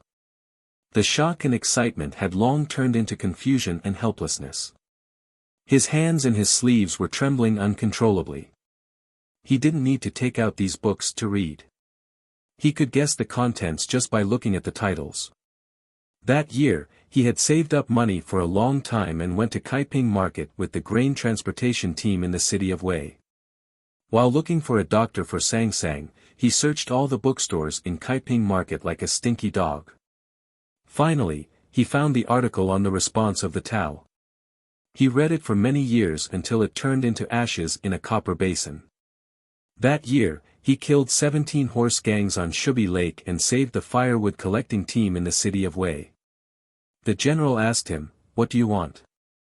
"All the soldiers and civilians in the city of Wei can pool their money to find a popular prostitute for you." He held the article on the response of the Tao, which had been read thinly and thickly, and answered, "I want to learn cultivation." The general was speechless. The cultivator beside Min Mountain said that she couldn't do it. The officer in charge of the military ministry's assessment shook his head. Liu Qingchen heaved a long sigh. The teacher of the academy's course of magic skills patted him on the shoulder yesterday. He knew that there was a world in front of him, but he couldn't enter it. He told Sang Sang that it was okay, and that he could make a name for himself with his knife and arrows. But it was really not okay, because he didn't want to see the world in front of him vaguely, but he didn't know what was inside. It was not until he walked into the old library of the academy and went upstairs that he saw these densely packed books. He knew that it would be difficult for him to change the state of his body through these books, but at least he could see what that world looked like. For the past 16 years, he had struggled bitterly with the article on the response of the highest, like a poor child hugging his last potato. Today, he finally saw a vast expanse of paddy fields. Even though those paddy fields did not belong to him, he was very excited. Even his eyes became hot and wet. Sang Sang, he touched the spine of the book with his trembling fingers and read silently. At this moment, he just wanted to share his feelings with her. She was probably the only one in the world who could understand his feelings at this moment. The bookshelves were full of cultivation books. He had already determined his goals. Of course, books like Memories of West Hill were not books that he was in a hurry to read. Materials like South Jin Kingdom's swordsmanship school were also not things that he was qualified to study. He was not a person who set his sights too high. He knew very well that he could only start from the most basic things, such as the book in front of him, a preliminary exploration of Snow Mountain and Ocean of Qi. Just as he pulled out the extremely thin book, a muffled sound suddenly came from somewhere in the building. The students beside the bookshelves looked towards the source of the sound and saw a student fall to the ground. His face was as pale as snow, his body was twitching, and white foam was gushing out of the corner of his mouth. He looked extremely terrifying. 4 people in light-colored robes of the academy appeared out of nowhere and walked to the fainted student. They grabbed his hands and feet and exerted force at the same time. They lifted the poor student up like a chicken, and then quickly ran towards the stairs. Their actions were so skillful that it seemed that they had practiced it countless times. The students beside the bookshelves looked at each other and felt an inexplicable fear when they thought of the smiling instructor's warning before entering the old library. However, no one left. On the contrary, more and more students came up from downstairs. They were all young talents from all over the world. Like Ning Kai, they were extremely curious about the mysterious world and had strong confidence that they should be able to enter it. Therefore, they continued to silently lower their heads and took out books from the bookshelves to read silently, pretending that they knew nothing. Another heavy muffled sound of something falling to the ground was heard. Another young student fainted with a pale face. Ning Kai silently looked at the person who was quickly carried away. His heart became heavy and hesitant. But in the end, like the rest of his classmates, he could not resist the temptation of the new world. He made up his mind and opened the thin book in his hand. The first sentence of a preliminary exploration of Snow Mountain and Ocean of Qi was, "Heaven and earth have breath, which is called breath." Ning Kai nervously and attentively looked down the handwriting. Suddenly, he found that the handwriting in his eyes became blurred, as if someone had put a piece of frosted glass between his eyes. He knew that this was probably what the instructor had warned him about outside the building. He gently bit the tip of his tongue to force himself to stay awake and continue reading. Man is the spirit of all things. Therefore, he can understand the way of nature. Willpower is called psyche power. As he read, the handwriting in the thin book became blurred and gradually became a ball of ink stains. He desperately squinted his eyes, trying to make the words in his eyes clearer. Because he was too focused, his eyebrows began to hurt, and the blurred handwriting gradually floated away from the paper. Man's psyche power originates from the brain and converges between the Snow Mountain and Ocean of Qi. It condenses into frost, dew, and water. It flows through all the acupoints and disperses outside the body. It resonates with the breath of heaven and earth around the body. One by one, the blurred ink drifted away from the yellowish paper and entered his eyes and mind. It became wave after wave of impact, like a long oar poking into the sea beside a ship, constantly stirring his brain. Ning Kai did not feel any pain, but found that his body began to shake along with the stirring. His eyes became more and more blurred, and his chest felt stuffy and nauseous, as if he was extremely seasick. With a muffled groan, he forcibly closed the thin book in his hand and gasped a few times. Finally, he got rid of the mysterious dizziness. He took a few deep breaths and gradually recovered his calmness. A middle-aged woman in a professor's robe was sitting at the light table beside the window. Previously, no matter how many students fell down in the building, she seemed not to notice it and just concentrated on her small regular script on the table. However, after hearing the sound of the book being closed, she slightly frowned and looked up at Ning Kai, whose face was pale, with a touch of surprise flashing in her eyes. This female professor had been practicing in the old library for more than 20 years. She did not know how many new students of the academy were lost in books until they could not bear the mental impact and fainted. However, it was extremely rare to see someone like Ning Kai, who had already begun to read and could control his mind with a strong willpower to close the book again. Ning Kai did not know that he had attracted the attention of the female professor. At this time, all his attention was on the thin book in his hand. After he finished regulating his breath, he felt that his spirit and physical strength had returned to normal. Without hesitation, he opened the cover of the thin book again and continued to read. Just now, he saw the two words, mutual affinity, so he continued to read from there. However, this time, when his eyes fell on the two words, he suddenly felt that the two words floated into his mind and stirred up an extremely turbulent sea wave. With a boom, thousands of mountain-like waves came crashing over. The hand and the book in front of him disappeared. He stared blankly at the bookshelf gradually sinking and the densely arranged books in one place. Finally, he saw a snow-white roof, and then darkness, the darkness of the deepest part of the sea. A horse carriage stopped in front of the old brush pen shop on Lin 47th Street. The curtain was lifted and Ning Kai stepped out of the carriage. He bowed to the coachman and the deacon of the academy in the carriage and said very sincerely, "Thank you very much." As the horse carriage drove away, Ning Kai took a deep breath and rubbed his pale cheeks. He walked into the shop and looked at Sang Sang, who threw away the rag in her hand and looked at him with curiosity and hope. Ning Ke forced a smile and said, "The academy is really the best place in the world, but also the worst place in the world." He had fainted in the old library and did not wake up until the horse carriage was about to enter the Vermilion Bird Gate. He did not remember how he fainted at all. What made him feel more frightened and lost was that he even forgot the content of the book he was reading before he fainted. No matter how hard he tried, there was not a single memory in his mind. "But I have to warn you, those mysterious books that you are curious about cannot be memorized. You can only experience them. As for the reason, I will not explain it. After all, human power is limited. If you do not have the potential for cultivation but force yourself into the books, it will lead to some very bad results." Now he finally understood the true meaning of the warning from the academy instructor in front of the old library. He even faintly guessed that those books on cultivation on the bookshelf should be written with some kind of talisman technique. There are many books on cultivation in the old library. I thought that you should be there. Ning Ke looked at Sang Sang and remembered the scene many years ago when he held a weak little girl like a mouse and ran to the bookstall in Linping Market.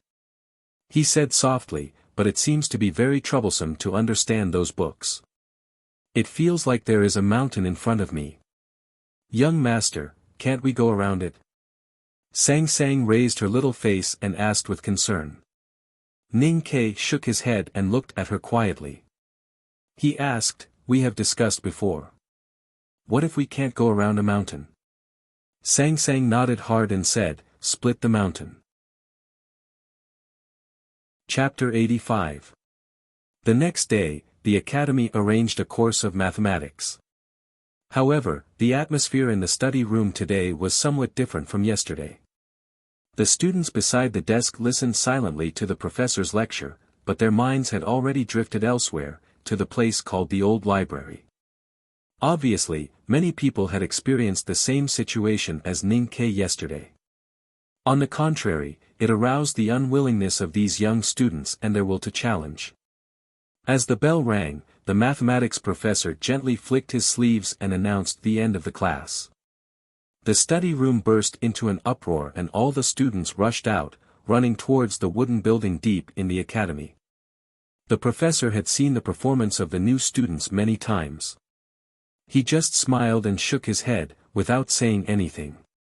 Chu Yuxian, who did not go to the old library yesterday, also wanted to explore it today after hearing about the magic of the building from his classmates. He called Ning Ke and rushed out. Ning Ke seemed to be very peaceful today and was not in a hurry at all. After walking out of the study room, he did not rush to the old library, but walked along the stone path to the kitchen. Ning Ke ate a chicken drumstick and 3 raw eggs for lunch for 2 people. He slowly finished all the food in front of him and looked up at the empty kitchen. He touched his slightly bulging abdomen with satisfaction. Walking out of the kitchen and stepping on the quiet stone path around the wetland reeds, he still did not rush to the old library. Instead, he walked slowly around the wetland lake 3 times until he was sure that the food in his belly had been digested and turned into the heat needed by his body. Then he squatted by the lake and carefully washed his hands before calmly walking in the direction of the old library. He did not have the potential for cultivation, but he had enough fighting experience. In the face of those mysterious books in the old library, he decided to fight with a resolute attitude and cut the mountain in front of him bit by bit. Therefore, he had to adjust his body and spirit to the best state. Make way. Make way. It's not boiling water. It's a living person. In front of the old library, there was a burst of hurried shouts. 4 deacons in school robes rushed out with a fainted student in their hands. Their faces were expressionless, but their shouts were particularly interesting. Probably because too many fainted students had been carried out in the past 2 days, they had to think of some ways to dispel this boring repetition. At least a dozen fainted students were lying outside the old library. The academy had long prepared for this situation, and there were instructors in charge of this matter treating them with refreshment soup and GUN pills. Looking at this scene, Ning Kai could not help shaking his head with a bitter smile. Walking up the stairs, he found that among the empty bookshelves, there were fewer students than yesterday. But most of them were carried out, not because they were afraid of difficulties and did not want to go upstairs. Those who could enter the academy were all capable people. Who would be willing to give up on the second day? But looking at those young students' pale faces and swaying bodies as if they were drunk, Ning Kai was afraid that none of them could hold on for too long. From time to time, dull thuds could be heard, like the sound of ripe fruits falling onto the ground in autumn. The students beside the bookshelves kept falling down, either convulsing and fainting, or foaming at the mouth, looking at the sky listlessly. It was a very miserable sight. At this time, Ning Kai was still holding the book, A Preliminary Exploration of Snow Mountain and Ocean of Qi, in his hand. He withdrew his eyes from the unfortunate fainted classmates and did not have the time to pay attention to others. He took a deep breath and opened the book with a solemn expression. Heaven and earth have breath, it is called breath. The difficult climbing of the book mountain had to start from the first step, because he only remembered holding this book before he fainted yesterday, but did not remember what he had read and where he had read. He had foreseen in advance how helpless and repetitive the process of reading would be in the future, and every time he began, he would have to start from the first sentence. As expected, the handwriting on the thin book became blurred again. Those clusters of ink stains, like ink drops falling into the clear water urn, quickly dispersed. Ning Kai was unmoved and continued to read quickly. Man is the spirit of all things, so he can understand the way of nature. The willpower is the psyche power. The blurred handwriting once again drifted away from the paper and began to buzz and vibrate in his mind. Ning Kai felt that the vibration was not even like paddling, but more like the cold wind on the grassland. He felt that he was fighting with countless fierce horse gangs.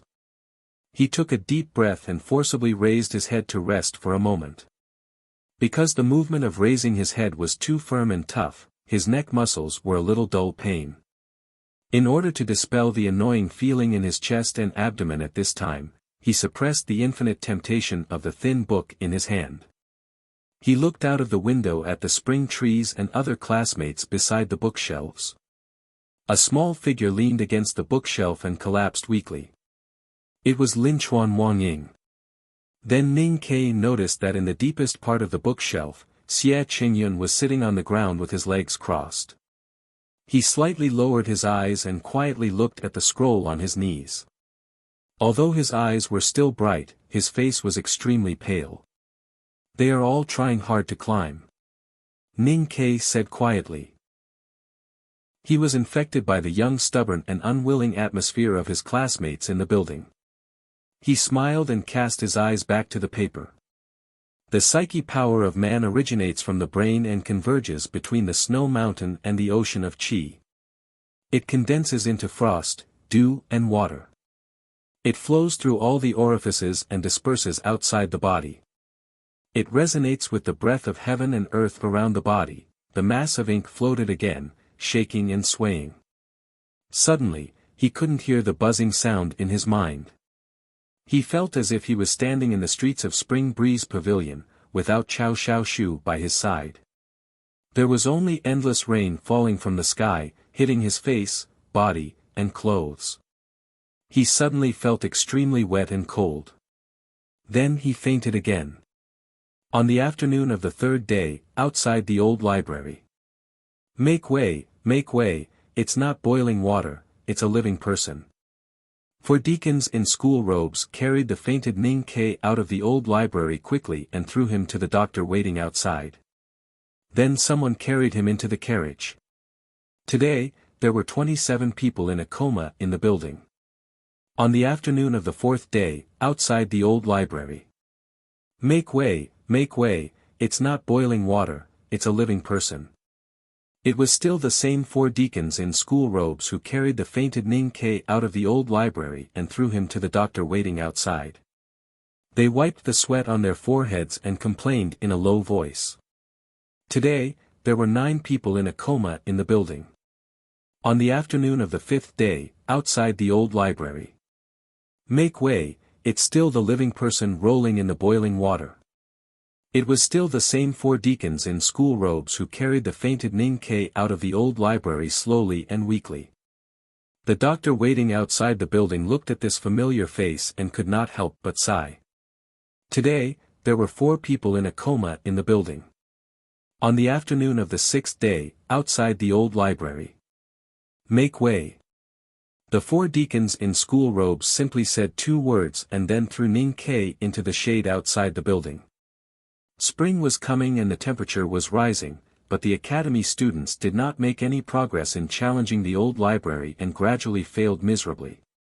In the following days, because of the unforgettable experience, most of the students had confirmed that the books in the old library were completely useless to them, and fewer people went to the 2nd floor. Every day after school, Ning Ke still insisted on going to the kitchen to have a big meal, take 3 laps around the wetland, and then continue to climb the stairs. Every time he climbed the stairs, he fainted and was carried away, but he was not discouraged at all. He did not give up, but his face became paler and paler, his cheeks became thinner and thinner, and his footsteps became more and more unstable. Seeing him go up the tall building and being carried out of the building, there was no accident. On this afternoon, Ning Ke ate 2 big plates of mushroom chicken rice, a plate of shredded pork belly with chili oil, and 2 steamed buns.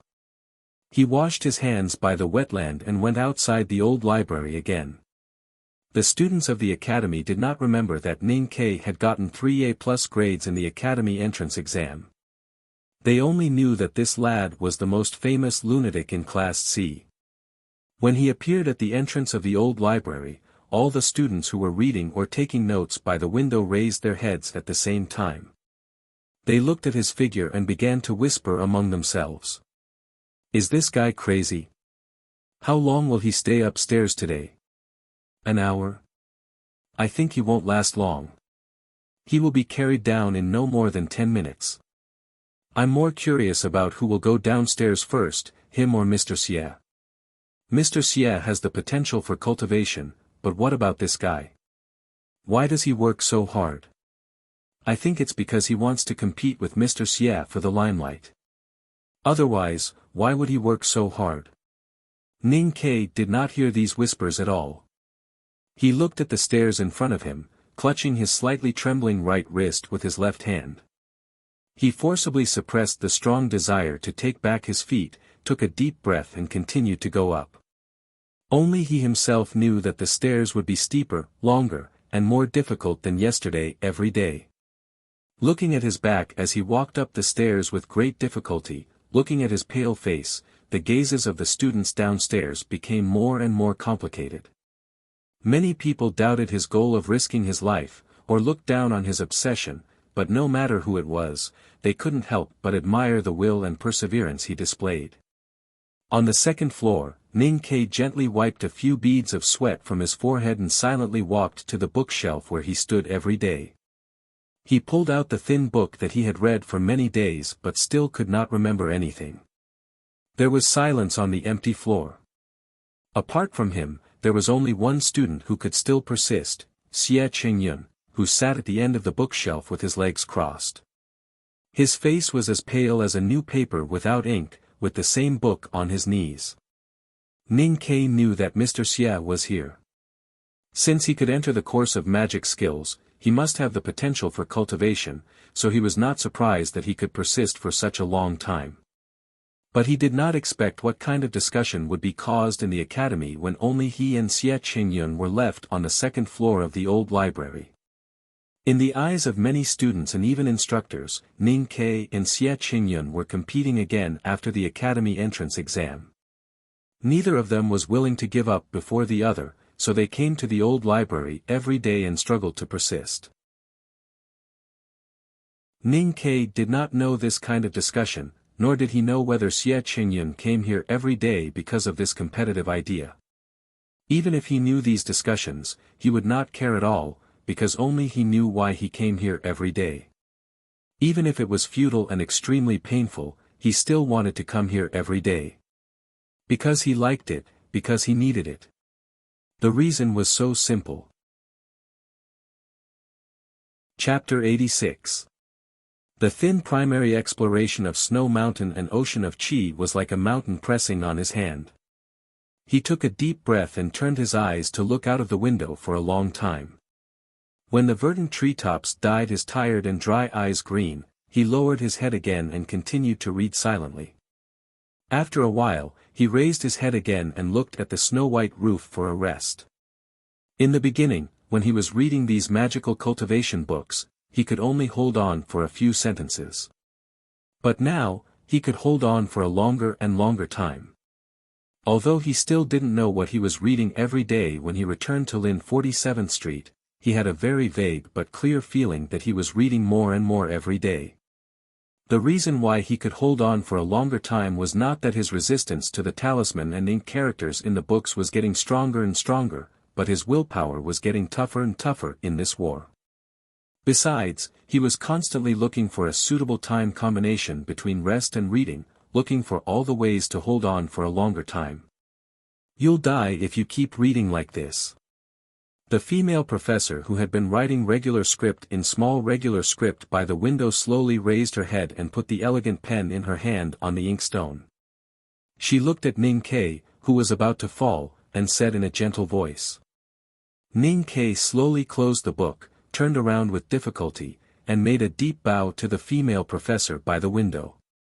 Xie Qingyun, who was at the end of the bookshelf, also slowly closed the book and politely nodded to the female professor.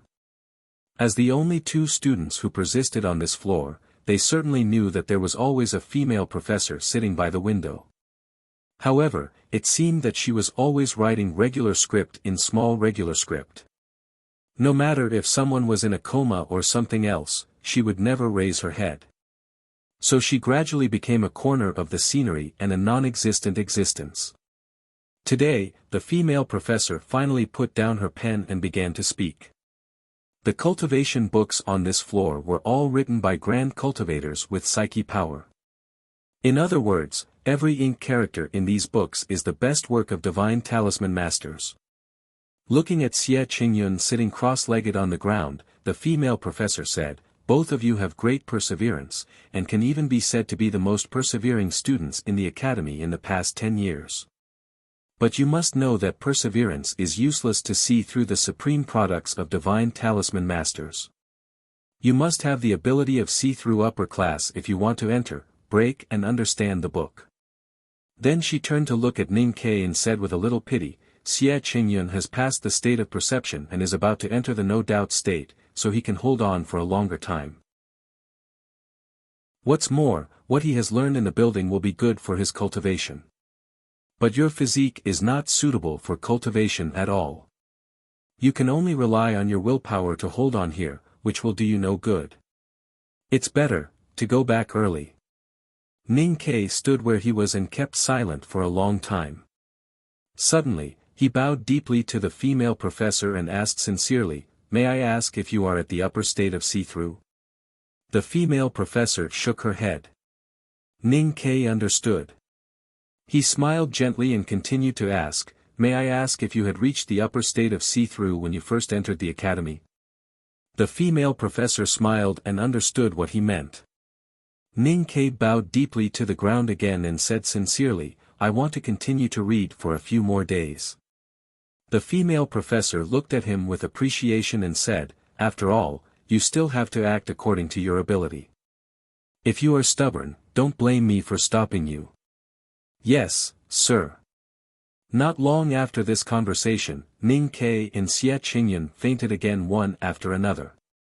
The four deacons in academy robes had long been accustomed to this, and even knew their weight clearly. They picked them up expressionlessly and went downstairs without saying anything. The dense green of the forest in late spring penetrated through the window to the second floor of the old library. The female professor looked at the spring scenery outside the window and shook her head with a smile. Then she lowered her head and continued to write her regular script. Just then, the instructor of the old library came up from downstairs and came to her. He bowed very respectfully and said, "Teacher, I have one thing that I don't understand." The female professor looked at him and said gently, "I have also found some wonderful things that I don't understand recently. We might as well discuss them together. The instructor of the old library sighed and said, I've been watching these two students for a few days. Xie Qingyun has the foundation of cultivation and extraordinary perseverance. It's not easy for him to stay upstairs for so many days, but it's not rare after all. But Ning Ke is obviously immortal, so why can he stay for so long? It doesn't make sense. The female professor looked at the ink gradually stained on the tip of the elegant brush and said softly after a moment of silence, I remember many years ago, the teacher once said that if a person's willpower is strong enough, then even God will be afraid. I think this child named Ning Ke is probably such a person with strong willpower. For the next few days, things seemed to be as usual. They attended classes in the morning, had lunch at noon, and went upstairs in the afternoon. Under the gaze of all the students and instructors of the academy, Ning Ke and Xie Qingyun went upstairs one after another and were carried out one after the other. Just when this situation seemed to become a daily scene, there was finally a new change. Ning Ke asked the instructor and found out that he could bring shell-free, oil-free and crumble-free food into the old library. So he brought a few pieces of white bread with him today. However, he was stopped by someone when he was about to enter the old library. How long are you going to be angry? Situilan held Jean Wuxia's little hand and looked at him angrily. Looking at his pale cheeks, she softened her heart and said in a low voice, now the whole academy knows that you are the most persevering students. Why do you still want to continue? Ning Ke rubbed his sore eyes and looked at her inexplicably, as if he did not understand what she said. In fact, he did not understand. However, this expression was more like some kind of provocation in the eyes of the onlookers. Situilan said angrily, look at you now. You have dark circles and a pale face. You will be blown down by the wind, just like that lecher Chu Yuxian. We all know that you can't cultivate like us. In this case, what's the point of you going upstairs? Why do you still have to fight with Xie Qingyun and continue to go upstairs? Chu Yuxian squeezed out of the crowd and held Ning Ke's left arm. He looked at Situilan and raised his eyebrows, saying, Miss Situ, although you are the daughter of Yunhui General, some words can't be said. I am lecherous, but not a ghost. Then he turned to look at Ning Ke's pale cheeks and said with great sincerity and regret, but to be honest, I also advise you not to go upstairs. Why do you have to be angry? Even if you give up now, you, an ordinary person, have fought with the cultivation genius Xie Qingyun until now. Who wouldn't praise you? Ning Ke smiled and looked at the crowd in front of him. He said, I think you really misunderstood. I just want to go upstairs to read. It has nothing to do with being angry or fighting. I think Xie Qingyun also thinks so. You don't know what he thinks. Situilan looked at him and said seriously, Xie Qingyun only has one purpose to enter the academy, and that is to enter the second floor. If he can't even compete with you, how can he have enough confidence to enter the real second floor? The second floor. Ning Ke frowned slightly and felt that he had heard this saying somewhere. He scratched his head and said, don't Xie Qingyun and I read books on the second floor every day? You don't even know the second floor. Then why do you work so hard to go upstairs every day? Situilan opened her eyes wide and looked at him as if she was looking at an immortal. She explained in surprise, the second floor of the academy is not the second floor of the old library. It is a very wonderful place. All the real sages have studied on the second floor. I heard that there are many supermundane sublime beings in it. What does it have to do with upstairs? Ning Ke pointed to the roof blankly. Because the door to the second floor is on the second floor of the old library. Situilan said grumpily, I know it's a little hard to say, but you only need to know that it is very difficult to enter the second floor of the academy. I heard that only 7 or 8 people have entered in the past 10 years. Since you don't have this idea, why do you want to get involved with Xie Qingyun? Ning Ke looked at her and said with a smile, you mean, in order not to affect Xie Qingyun's cultivation and not to hurt his confidence to enter the second floor, you should ask me to give up voluntarily.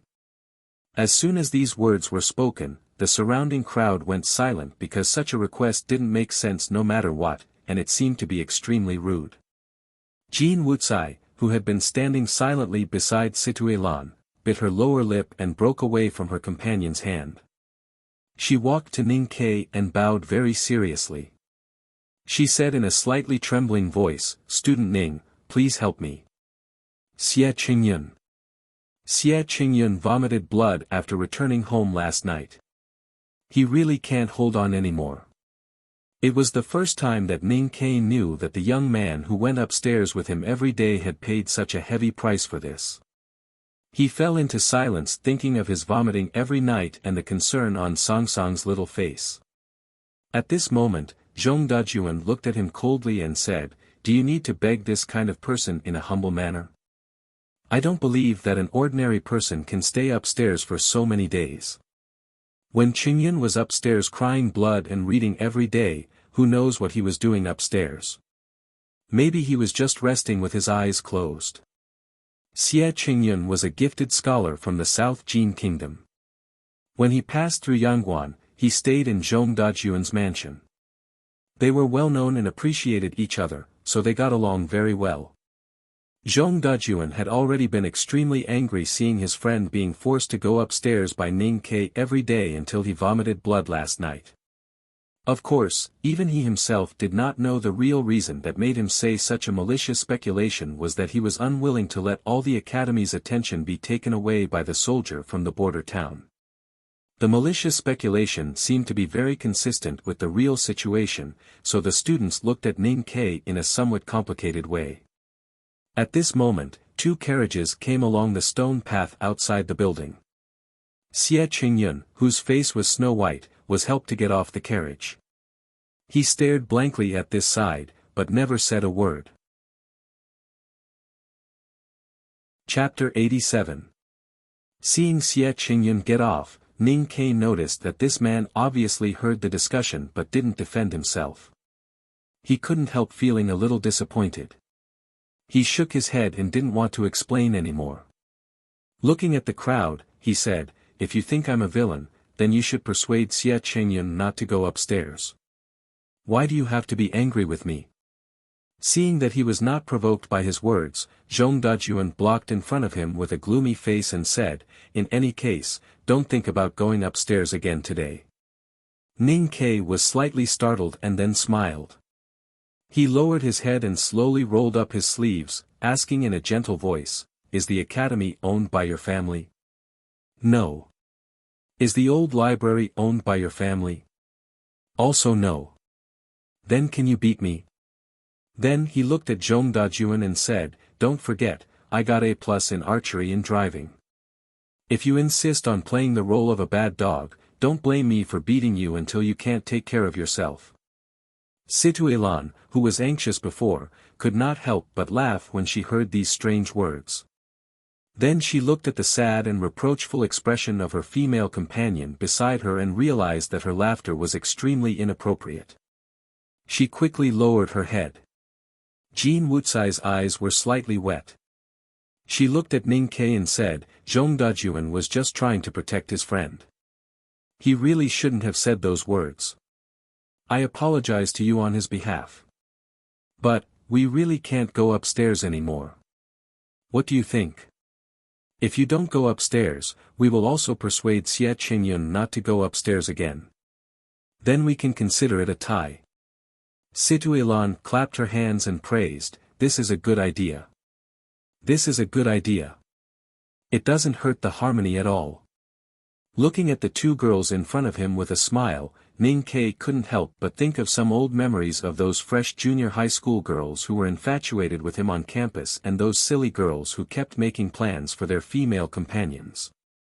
He understood that these noble girls of Chang'an were actually a group of innocent little girls. He said, "I have my reasons for going upstairs, which has nothing to do with fighting. If you really worry about Xie Qingyun's health, I suggest you to persuade him more." Jean Wuxia softly sobbed and said, "But Xie Qingyun has his pride. I can't persuade him." Ning Ke looked at her quietly. I'm just a young soldier from the frontier fortress. I shouldn't have too much pride. So, instead of persuading him, you came to persuade me? Jean Wuxia raised her head and wiped away the tears on her face with her sleeves.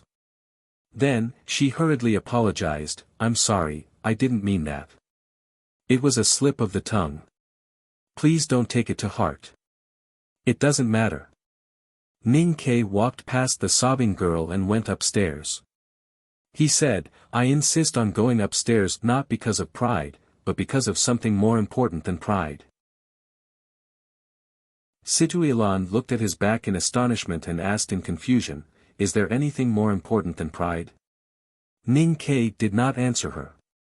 He thought to himself that some things were more important than pride, such as life and death.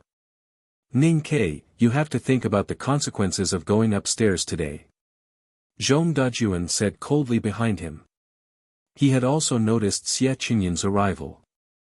Since Xie Qingyun kept silent, he thought he knew what to do, so his voice became harsher. Haotian has given its people everything. All you need to do is accept it. At this time, there are so many people here. Most of them can't cultivate, but we are not like you who are unwilling to give up and even jealous. I know very well what you want to do. You know you can't enter the second floor, so you use some evil tricks to make Qingyun unable to enter the second floor. But have you ever thought about how sinister and shameful it is to harm others without benefiting yourself? Hearing the term, second floor, again, Ning Ke finally remembered that Liu Qingchen and the great sword master assassin had mentioned it in the fight at the entrance of Northern Mountain Road. He could not help but stiffen slightly. A mere abandoned disciple of the academy became a great sword master of see-through state after learning on the second floor for a few days. The second floor of the academy, what kind of place was it? His silence and his slightly stiff body gave a wrong signal to the students in the building. They thought that Zhong Dajuan had hit the nail on the head and exposed his intention, so he was embarrassed and in the wrong. Just as the discussion gradually started, Ning Ke slowly turned around at the entrance of the stairs, with a trace of strong sarcasm on his pale and thin face. He looked around at the crowd and said, I didn't know what kind of shabby place the second floor was before, so I didn't want to enter it. Now that I know what kind of shabby place it is, I will definitely enter it. I hope no one among you will be surprised at that time.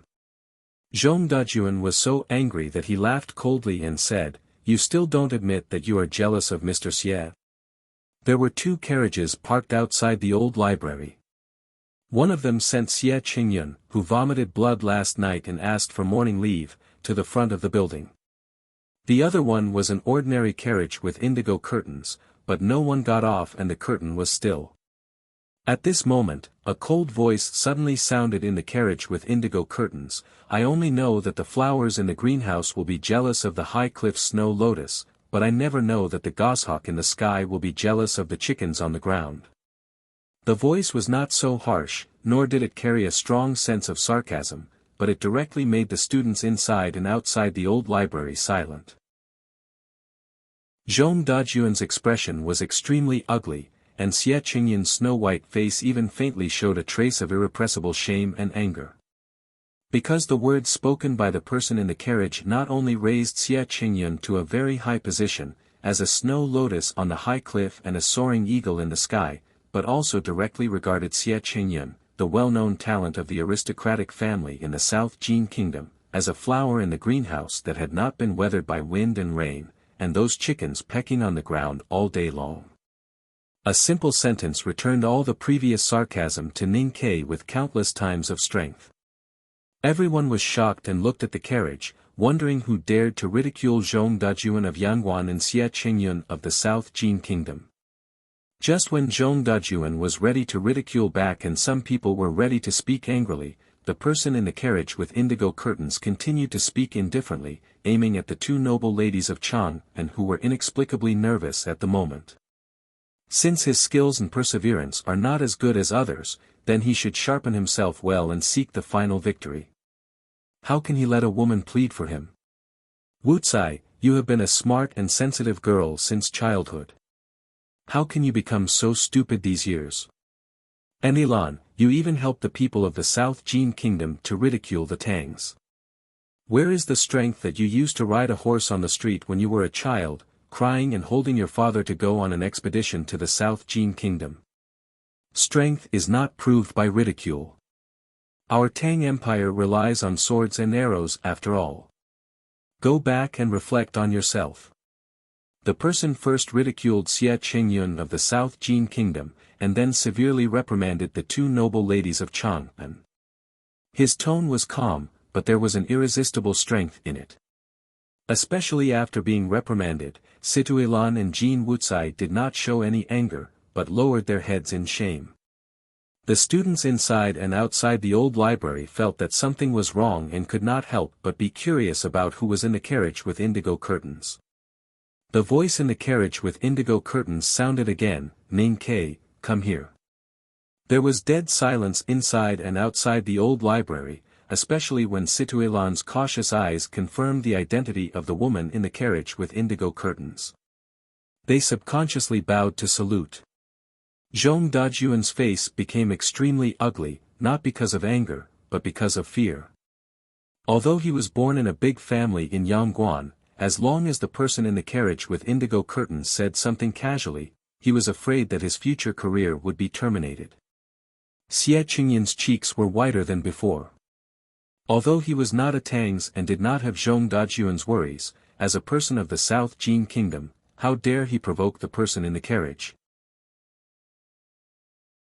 According to the etiquette of the Tang Empire, only the Empress Dowager or the Empress could call themselves the Empress.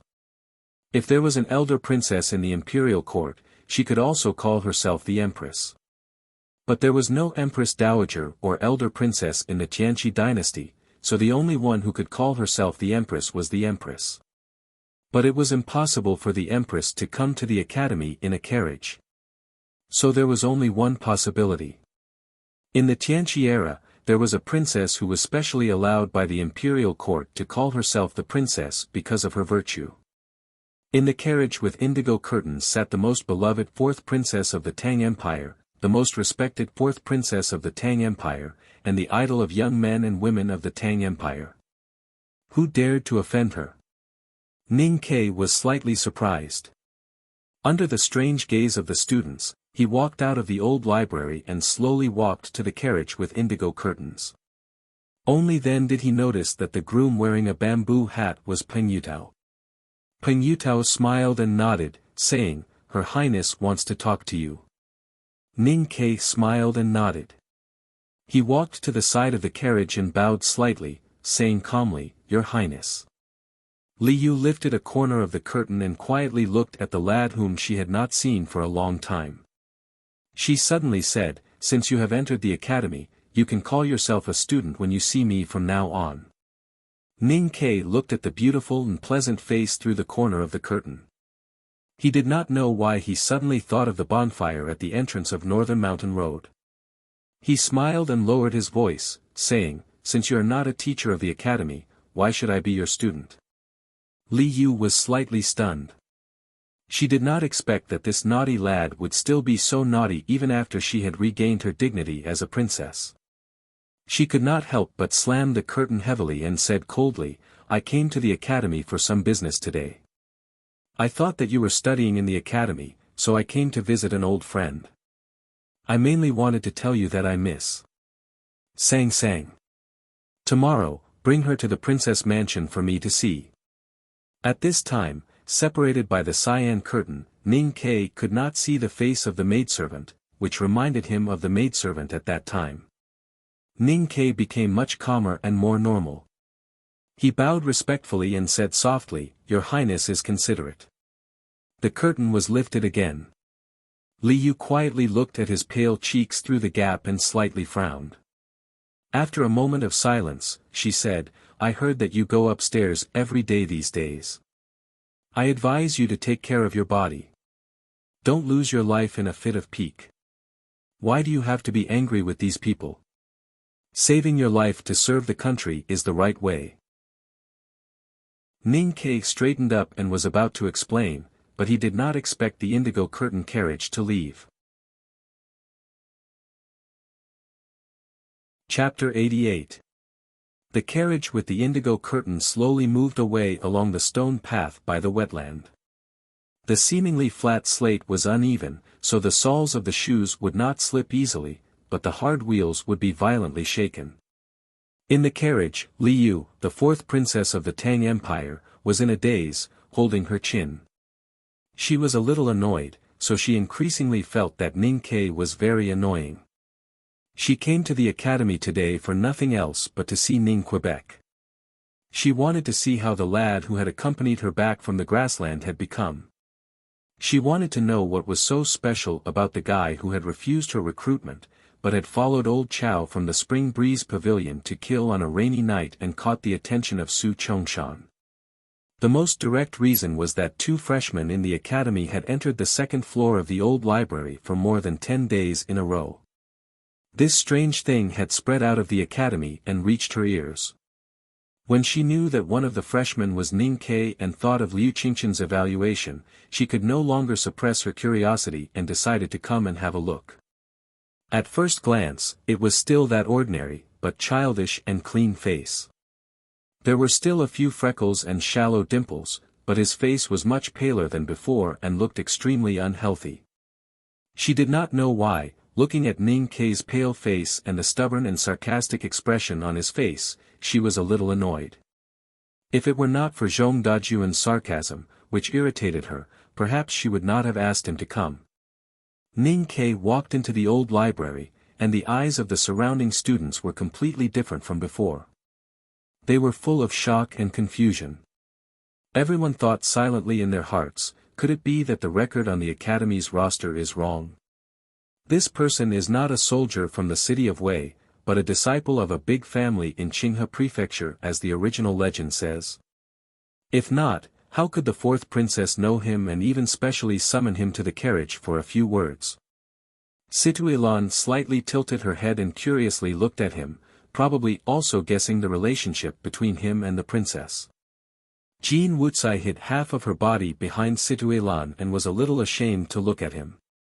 Princess Liu had personally ridiculed Ning Ke, who dared to continue to question him. The embarrassed Zhong Dajuan had hidden somewhere at this time, while Xie Qingyun stood outside the crowd with a pale face, looking a little lonely. Chu Yuxian walked to Ning Ke's side and looked at him in surprise.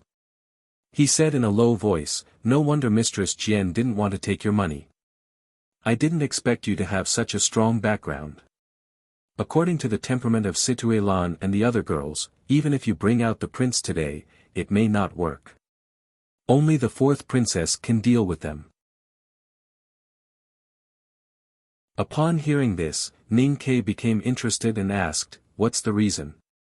Chu Yuxian laughed and said, "The reason is simple. The so-called Chang, an army of women, was originally created by the fourth princess when she was bored. Noble ladies like Situ and the others were all brought up by the princess." Ning Ke smiled and did not explain the relationship between him and Princess Liu. He did not have the thought of using the tiger's skin to make a coat, but he was willing to make this relationship even more ambiguous. Seeing Ning Ke walking to the second floor, Xie Qingyun finally moved. He slowly walked into the building, ignoring the obstruction of the people around him. He held the railing with his hands, and his body kept shaking, moving up step by step with difficulty. Ning Ke held the thin book, a preliminary exploration of Ocean of Qi and Mountain of Snow, but did not open it. After Xie Qingyun walked past him to the deepest part of the bookshelf and sat down cross-legged as usual, he suddenly said, "You may have your pride, but I also have my own needs. You're the god's favored one, while I'm just a desperado who wants to live. There's a big difference between the two. I suggest you don't lose your life in order to compete with me for a short time." When Xie Qingyun walked past him, he saw the book in Ning Ke's hands tightly closed. He thought that Ning Ke was angry at his previous silence downstairs, so he wanted to continue to gamble with his life. But he did not expect that Ning Ke would say such words. The gifted scholar from the South Jin Kingdom, who had been intelligent since childhood, kept silent for a long time and stared blankly at the pages on his knees. No one knew what he was thinking.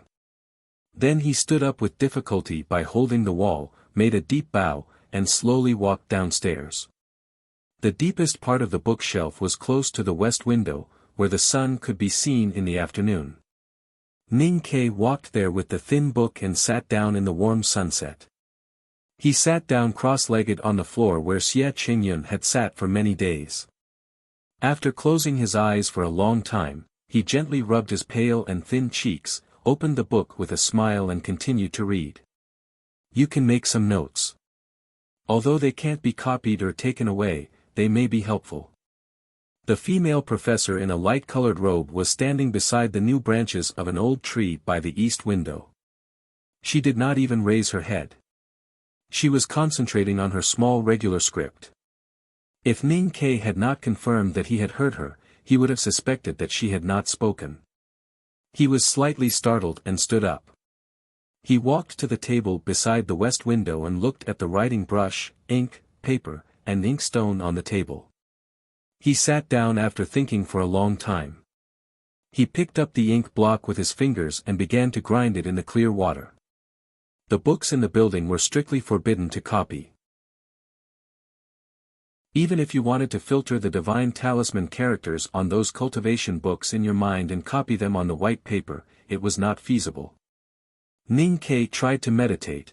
When the fragments of memories flashing through his mind were turned into characters and left on the white paper, the characters in his mind would disperse like smoke and could not appear at all.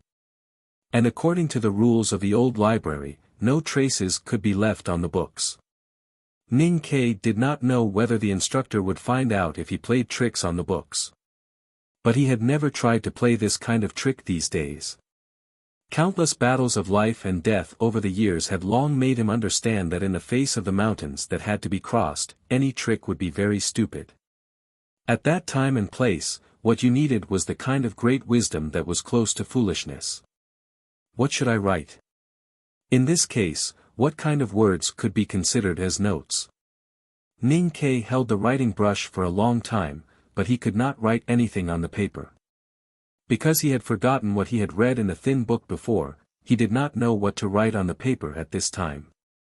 Maybe these things that I have been doing with my life are meaningless in themselves. He smiled slightly self-mockingly. Thinking of the hard work these days, the painful tossing and turning every night, and Sang applying a hot towel to his forehead every night, he inevitably felt a little sad and lost. It was really so difficult for an ordinary person to step into the world of cultivation. No matter how hard you tried, it seemed that failure would only make it more tragic. With a light "pa" sound, the brush that was full of ink hovered in the air for too long. A drop of ink dripped down and landed on the snow-white paper. The ink quickly spread along the fibers of the paper, blossoming into a ball of irregular beauty. Ning Ke lowered his head and looked at the ink stain. Suddenly, his heart fluttered. The sadness and disappointment in the deepest part of his heart were washed away and turned into absolute calmness. At this moment, he understood everything. Not every love story had a beautiful memory, not every fairy tale had a happy ending, and not all efforts would be rewarded. Even if he tried his best, it was difficult to decide what he would get in the end. Then, he should just enjoy the process. If the writing brush could not write down any profound words, then there was no need to write them down. If he did not know what to write, then he would write something else, such as his mood, his own experience, his feeling in the building, the picture of the quiet female professor by the east window, the old tree with new branches, the sunset by the west window, the momentary afterglow when the candle was cut off, a higher floor, a higher floor. All the previous worries are over now. I was originally a wood-chopping lad by the Shubi Lake. Why should I imitate others to say that the weather is cold? You should know that it is not autumn yet. He picked up the brush and began to write casually on the paper. He didn't have any specific thoughts in mind. He was just writing according to his thoughts at this moment. As the tip of the brush wrote clear and beautiful words on the paper, the feeling of extreme annoyance in his chest seemed to be gradually erased by the brush, disappearing without a trace. I have been in the building for 17 days. I have practiced hard every day, but I could not cultivate the words into my heart. I could only watch them slip away. I have been sober and have fallen into a dark and sweet dream for no reason, but they are always not there. If they are illusory on the paper, why can I see them? If they are real, why can't I remember them? If they exist between reality and illusory, is the ink that wrote them real or illusory? Is the paper that carries them real or illusory? Since he was just casually expressing his mood, Ning Ke suddenly did not want to write anymore. So he put down the brush and looked at the words on the paper quietly. When the paper was dry, he gently put it into the thin book and put the book back on the bookshelf. He turned around and bowed respectfully to the female professor by the east window before walking downstairs. For the first time in many days, he walked downstairs by himself instead of being carried downstairs. The female professor looked up at the young man's somewhat disappointed back and sighed softly. She silently thought of the rules set by her teacher in the old library. Among thousands of trees and thousands of sails, students were only allowed to choose one branch and one wind. Although this student was strong-willed and the psyche power accumulated in meditation was not weak, his snow mountain and ocean of chi acupoints were blocked. In the end, he could only end up vomiting blood and lying in bed weakly. Even if Haotian pitted his tenacity and granted him health, what was the use of watching him like this for another 80 years? The dusk gradually deepened and the night was coming. No one else went up to the second floor. The female professor packed up the ink, paper and inkstone in front of her and walked along a side path in the building toward the back of the mountain. After a long time, the academy and the mountain behind the academy were shrouded in darkness. The academy buildings in the wide meadow were lit up and scattered everywhere like stars in the sky. In the depths of the silent second floor of the old library, a few strands of intricate carvings on the bookshelf against the north wall suddenly brightened for a moment and then slowly slid to the side silently.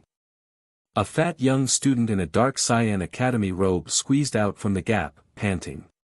He angrily looked back at the bookshelf and complained, "I don't know who designed this thing. Didn't they know to make the exit bigger?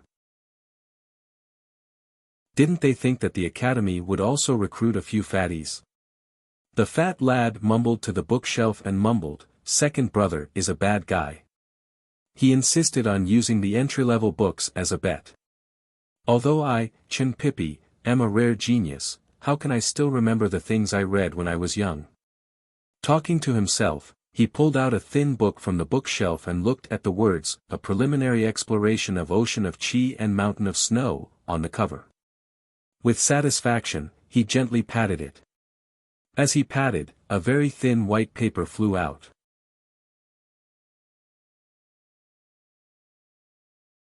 Chapter 89.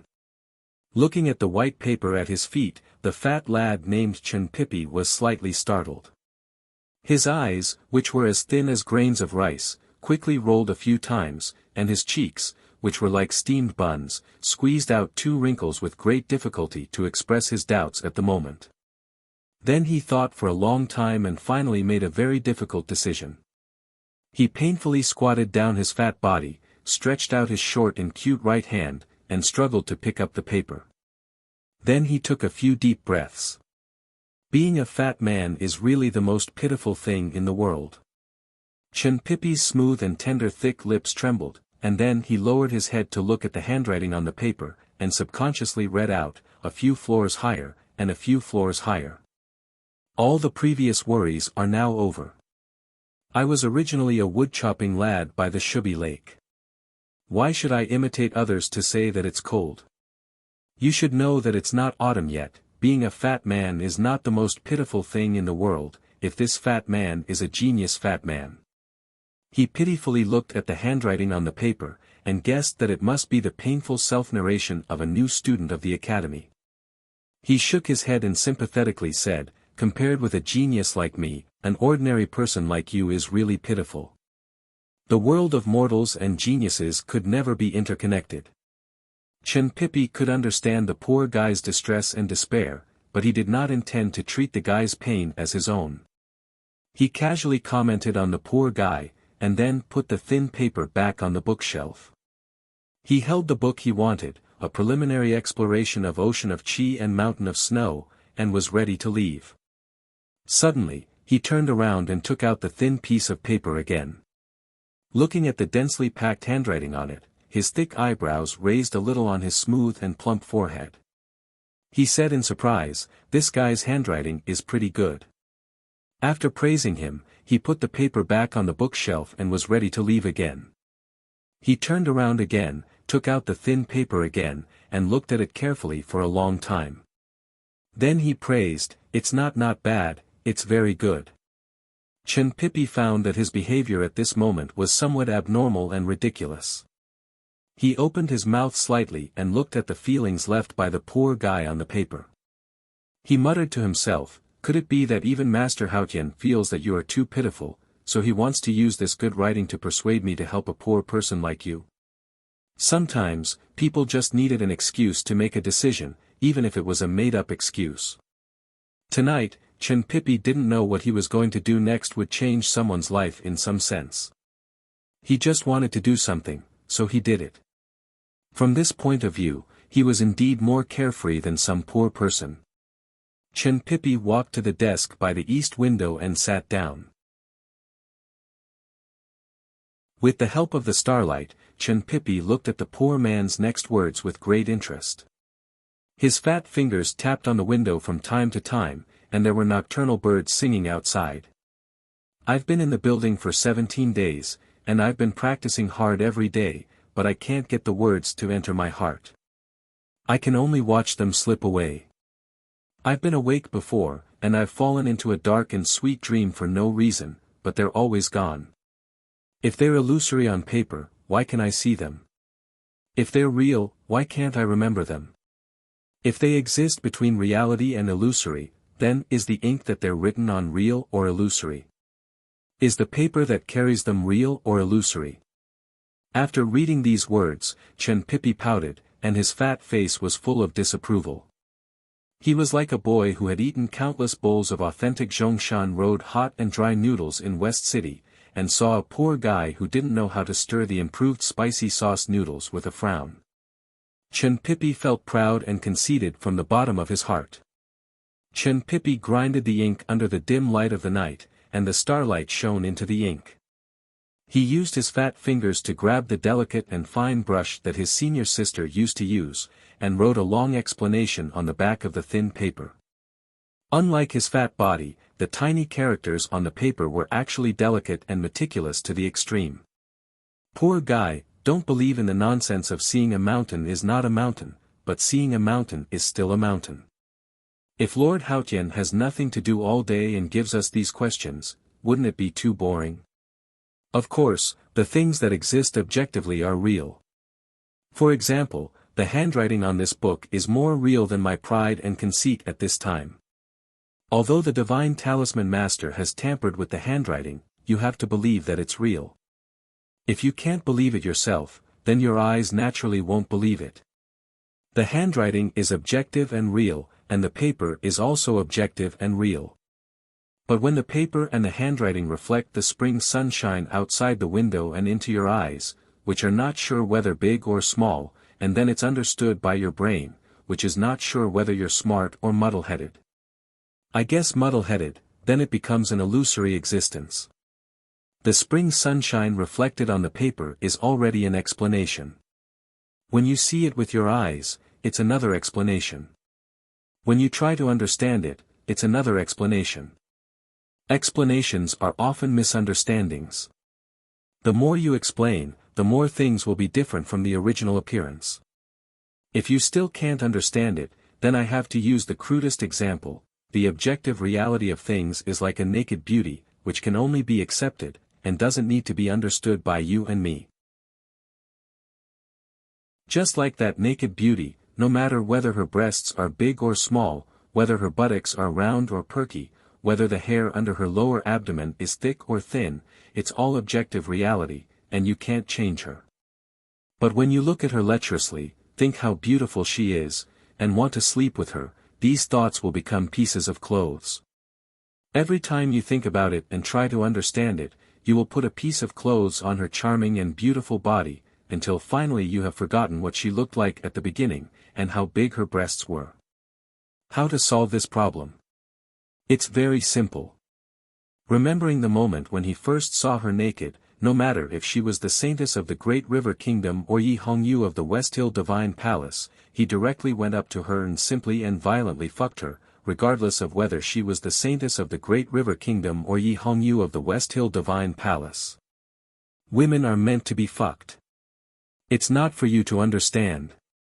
The brush and ink were written directly in his mind. Chen Pipi threw the book on the ground, and his face was full of spirit and satisfaction. He had been regarded as a rare genius since he was a child. However, after many years of learning from the wise and virtuous sages, he could only listen to them obediently, and never had the chance to teach others so unscrupulously.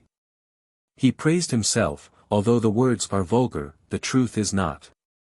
I only hope that you won't be driven into chi deviation by these words.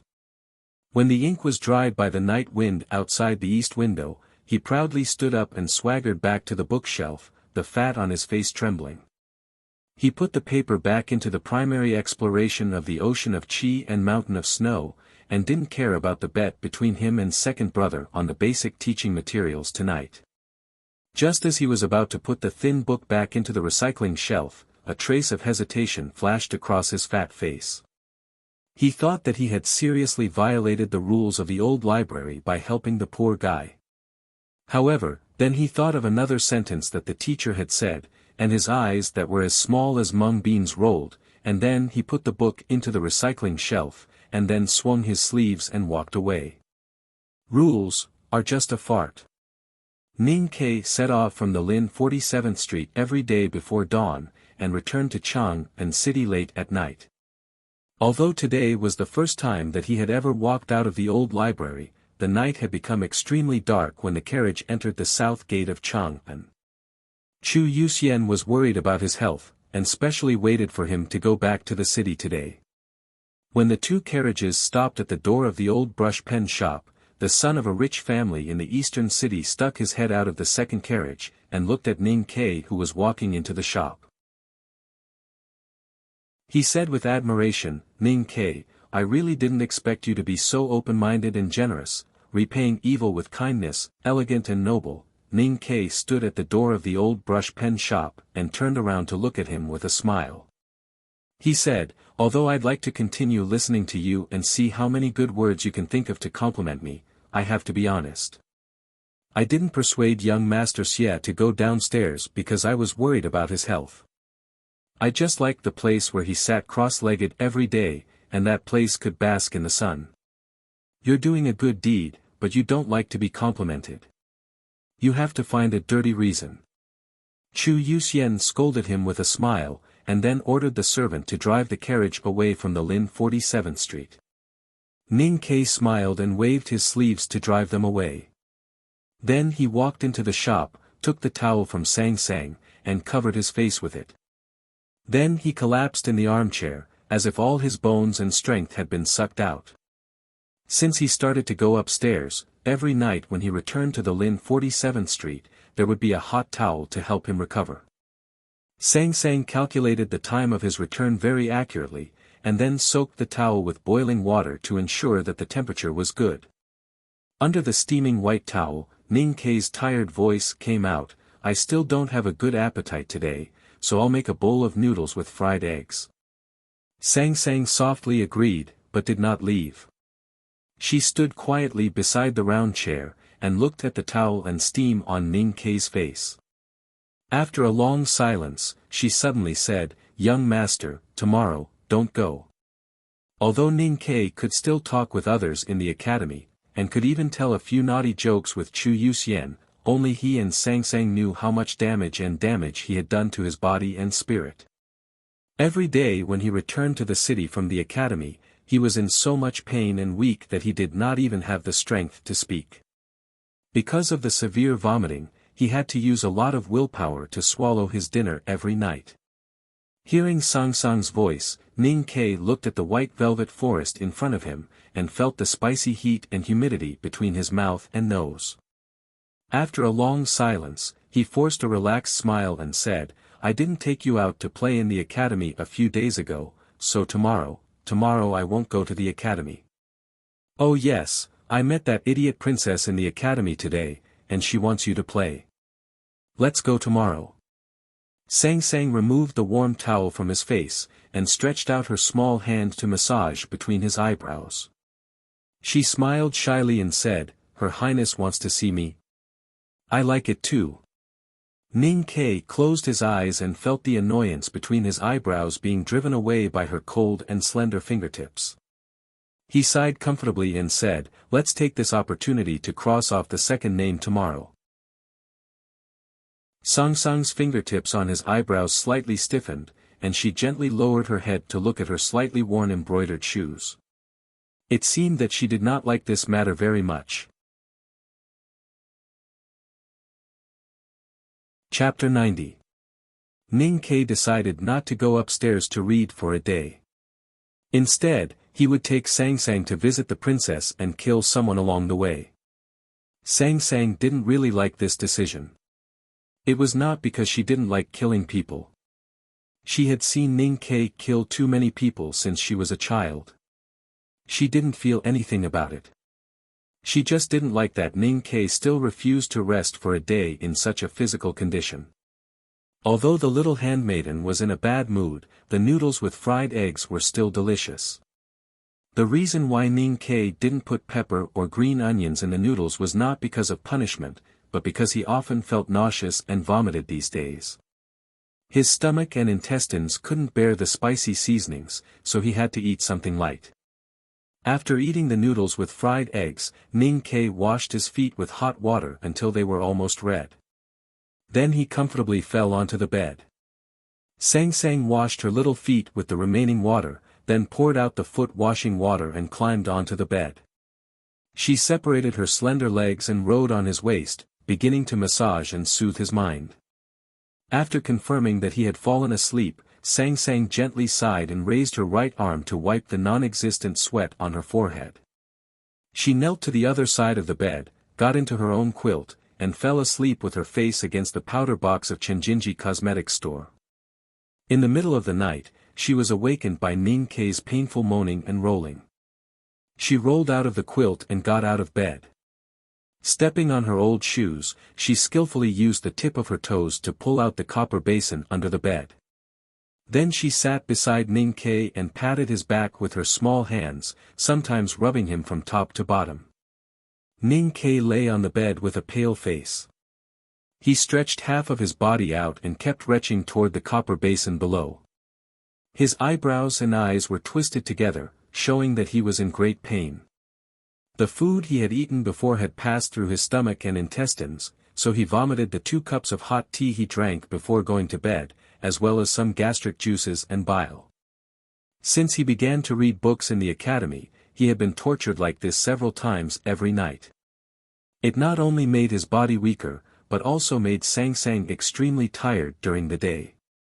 Every time he fell asleep, the ink characters that he read in the old library during the day would turn into a thick, dark monster, emerging from the deepest part of his mind. Wielding spears and swords, the monsters would swell up rapidly and converge into a big ship, constantly surging in his mind. The blue sea was surging with stormy waves, making him extremely dizzy. His chest and abdomen were filled with disgust, and he had a strong urge to vomit. It seemed like a nightmare, but Ning Ke was very clear that it was not a dream. It was just the aftermath of the surging interaction between the characters written by the divine talisman masters on the 2nd floor of the old library and his spiritual world, in a mysterious way. Enduring this torture every night, if he could remember those ink characters, it would be a reward for his efforts. However, what made him feel extremely disappointed and even infuriated was that when those ink characters were wreaking havoc in his mind, it was as if he was suffering from aphasia and word recognition disorder. He clearly saw those ink characters appear clearly in front of him, and they looked so familiar, but no matter how he opened his mouth, he could not read them, and he could not recognize what they were.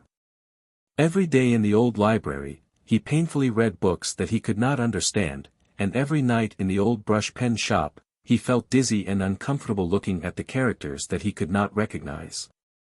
It was not just one day, but many days. If it was someone with a slightly weaker willpower, he might have already given up. But for Ning Ke, this kind of inhuman pain and torture was the best opportunity he could find in his 16 years of life. Unless there was no hope in the end, he would never give up. There was a saying that the person who understood you the most was your enemy. This saying was not wrong. In this world, the person who understood General Xiahou the most was definitely Ning Quebec. However, this saying was not complete, because no matter how one thought about it, the person who understood you the most was still you. Ning Ke knew himself very well, so he knew that he would never turn back until he was at the end of his rope. He was not worried that his life would be in danger. The female professor had been sitting quietly by the east window. He knew that if there were no accidents, he would insist on going upstairs and reading until his body became weaker and weaker. Therefore, he had to make the most of his time and cross off as many names as he could from the list. The second name on the oil paper was Chen Zixian, the former deputy general of the Xianwei General. As the most favored princess by the emperor, Li Yu lived in the imperial city all year round, but she also had her own mansion in Chang'an. The next day, Ning Ke and Sang Sang were led to the princess mansion in a secluded place in the southern city. Today, she was wearing a red and black short skirt. The middle skirt was embroidered with beautiful large and strange flowers. Coupled with the deep collar, the skirt had a slightly mountainous feel to it that hung down to the back of her feet, making her look luxurious and extraordinary. "Where is Ning Ke?" Only Sang Sang walked into the back of the princess mansion. Li Yu slightly frowned and looked at the little handmaiden who was brought in by the eunuch. Then she smiled and walked forward to hold Sang Sang's slightly cold hand. She said softly, "I haven't seen you for a long time. You little girl, why don't you come to see me?" The eunuch was slightly surprised and changed the topic. But the eunuch did not dare to neglect and reported with a bitter face, "That guy insists that there is a difference between a man and a woman, and that it is disrespectful to see the princess in private. So he insisted on waiting outside. Now Mr. Peng is talking to him in the duty room." Sang Sang let her hand hold and explained softly with her little face, "Young master has not been feeling well recently." Li Yu slightly lowered her eyes to hide the faint disappointment and anger in the bottom of her eyes. She no longer cared about the mud-like lad and took Sang Sang's little hand to the flat couch. She laughed and said, "I don't know where your mischievous young master got his strength from recently. He runs to the second floor of the old library every day. How can he be feeling well? Your Highness, I think the young master is quite amazing." Sang Sang spoke for Ning Ke very seriously. Li Yu shook her head and chuckled. She stretched out her hand and knocked on Sang Sang's slightly black forehead. She said, "Little girl, you only think about that young master all day long. You don't even think about how he looks like a decent young master. Speaking of this, I feel indignant. Ning Ke really doesn't know how many generations of luck he has accumulated to be able to pick up a capable and diligent girl like you." As they spoke, the two women, one big and one small, bent their knees and sat on the soft couch with their legs crossed. The fate between people was really wonderful. When Li Yu first saw Sang Sang in the city of Wei, she felt close to her and pitied her for being ordered around by Ning Quebec. On the journey back from the grassland, Li Yu often talked to her as a maidservant. She really had some affection for her. Since Sang Sang grew up with Ning Ke, she did not have too many concepts of seniority in her mind. She simply felt that Her Highness was a good person and was willing to be close to her. Li Yu asked Sang Sang about their experiences after they arrived in Chang'an. Sang Sang honestly told her about the trivial matters such as opening a bookstore and taking examinations. Li Yu was thinking about the relationship between Ning Ke and Chao Xiaoshu. Suddenly, she felt that Sang Sang's little hand was cold and rough. Looking at her slightly black face, she could not help but feel pity for her. She said, I will let you get rid of your slave status and stop following Ning Quebec. You can come to my mansion and be a steward. How about that? I don't want you to serve others. You just need to manage the affairs of the mansion for me. In the front yard of the princess mansion, outside the guardhouse near the rockery pool, Peng Yutao frowned and looked at the pale lad on the chair beside him. He could not help but say, "You were so brave at the northern mountain road. Why are you so pale and weak now? What's going on? Did you become a good-for-nothing after studying in the academy for a few days?" Ning Ke smiled and leaned lazily on the bamboo chair to bask in the sun. He looked at him and said, "Your Excellency Peng, you saw the bustle in the old library that day. Now that I think about it, it's still a little mysterious. It's no use mentioning it. By the way, where are those grassland barbarians? And since you and the guardsmen have made contributions, why are you still in the princess mansion? The barbarians brought back by the princess from the grassland have been specially recruited by His Majesty into the Yulin Royal Guards. You know that the Tang Empire has always had such a rule. The Yulin Royal Guards are mostly foreigners. As for us..." Peng Yutao smiled and said, "We followed Her Highness to fight and rush back from the grassland. We are really unwilling and worried to leave her side. The palace has the same idea. So although I am now the deputy commander of the Valiant Cavalry Battalion, I mainly follow Her Highness." The deputy commander of the Valiant Cavalry Battalion was a truly important position. Ning Ke congratulated him repeatedly, and then suddenly thought of the fight at Spring Breeze Pavilion that night. He could not help but be slightly startled, thinking that this position was probably vacated that night. Although the palace had tacitly allowed Peng Yutao to still follow Princess Liu, he was after all the deputy commander of the Valiant Cavalry Battalion. Especially recently, the Valiant Cavalry Battalion of the Yulin Royal Guards had been shaken and purged, so he was extremely busy. After chatting with Ning Ke for a while, someone from the battalion said that there was something important to deal with. He apologized to Ning Ke twice and hurried away. Some of the guardsmen and barbarians who followed Princess Liu had now joined the Yulin Royal Guards, and some had returned to the palace. At this time, the guardsmen in the princess mansion basically did not know Ning Quebec. But seeing that Deputy Commander Peng Yutao was so polite to this lad, and knowing that Her Highness had specially summoned him, no one dared to be disrespectful to him. Ning Ke knew why the dignified deputy commander of the Valiant Cavalry Battalion was so polite to him. He had saved everyone's lives at the entrance of Northern Mountain Road, and the Tangs respected heroes very much. Both sides had forged a friendship through fighting on the journey. More importantly, perhaps Peng Yutao had already sensed that the princess had the intention to recruit someone again. This was also the reason why Ning Ke did not enter the back garden of the princess mansion today. Now the focus and goal of his life were on revenge and the academy. He dared not get close to the struggle of the upper class of the empire. And based on a cold guess in the bottom of his heart, he subconsciously wanted to stay away from Her Highness. Although he had been dragged into the struggle of right and wrong after the battle with Cao Xiaoshu that rainy night, whether he was willing or not, he was very clearly aware that he was still just a nobody. It was okay to follow Cao Xiaoshu to fight in Jianhu at night for the palace, but to jump out of the gutter and directly confront those big powers, a nobody like him could die inexplicably and quietly at any time. Just like the general's mansion that had been destroyed, or like Shui'er who had closed his eyes under the wall not long ago. Chapter 91. Thinking of these things that he could not fully understand with his IQ and experience, Ning Ke slowly closed his eyes in the sun and began to reconstruct Shui'er's extremely dark face in his chaotic mind. He strengthened his confidence and sorted out his messy and confused thoughts. The spring sunshine shone on the rockery in the vestibule of the princess mansion, on the bamboo chair, and on his body. The brightness was just right, and the warmth was just right. Gradually, the coldness of spring that he had accumulated in the old library was all out. "Are you basking in the sun?" "But Mom doesn't let me." A crisp voice sounded behind the chair.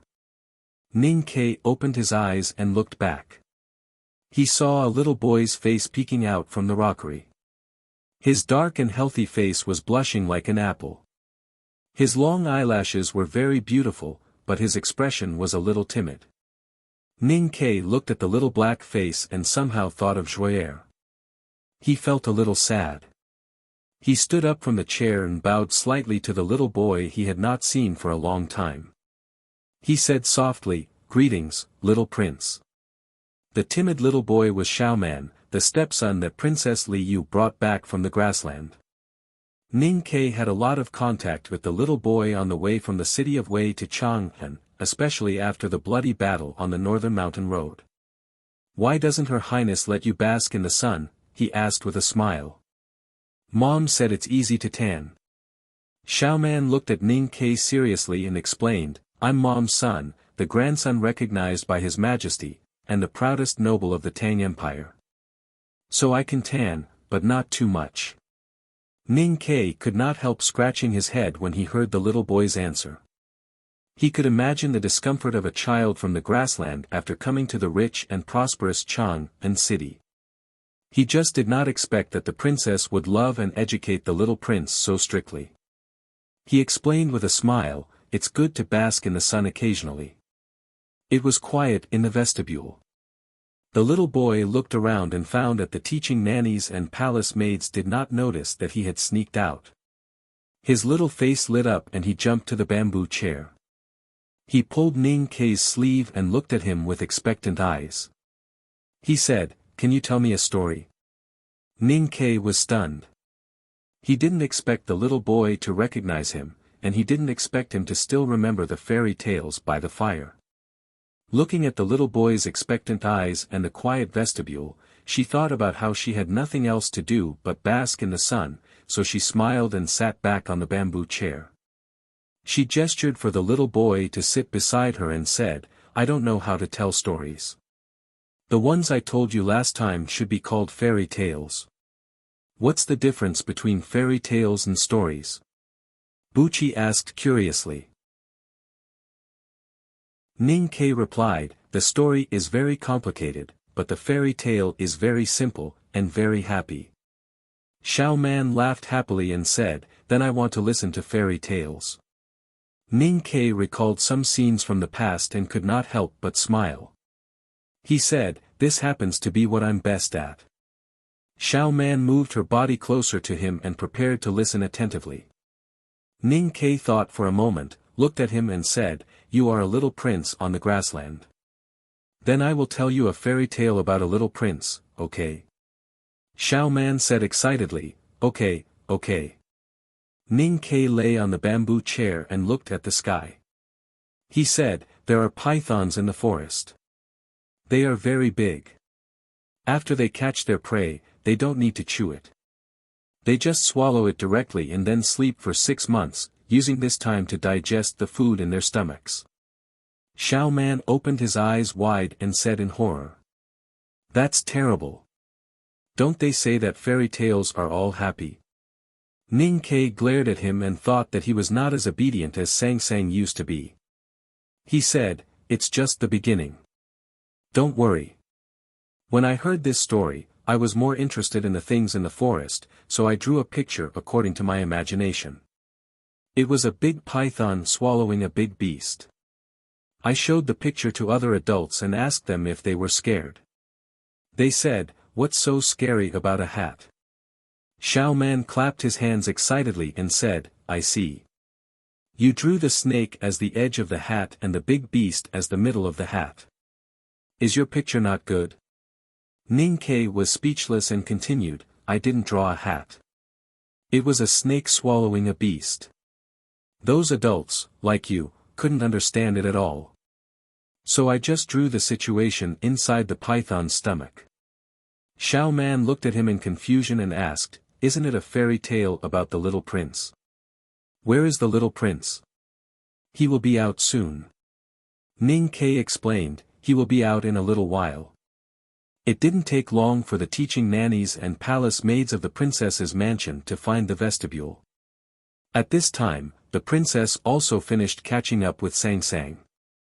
Ning Ke took the little handmaiden's hand and ran away under the suspicious and resentful eyes of the nannies and palace maids.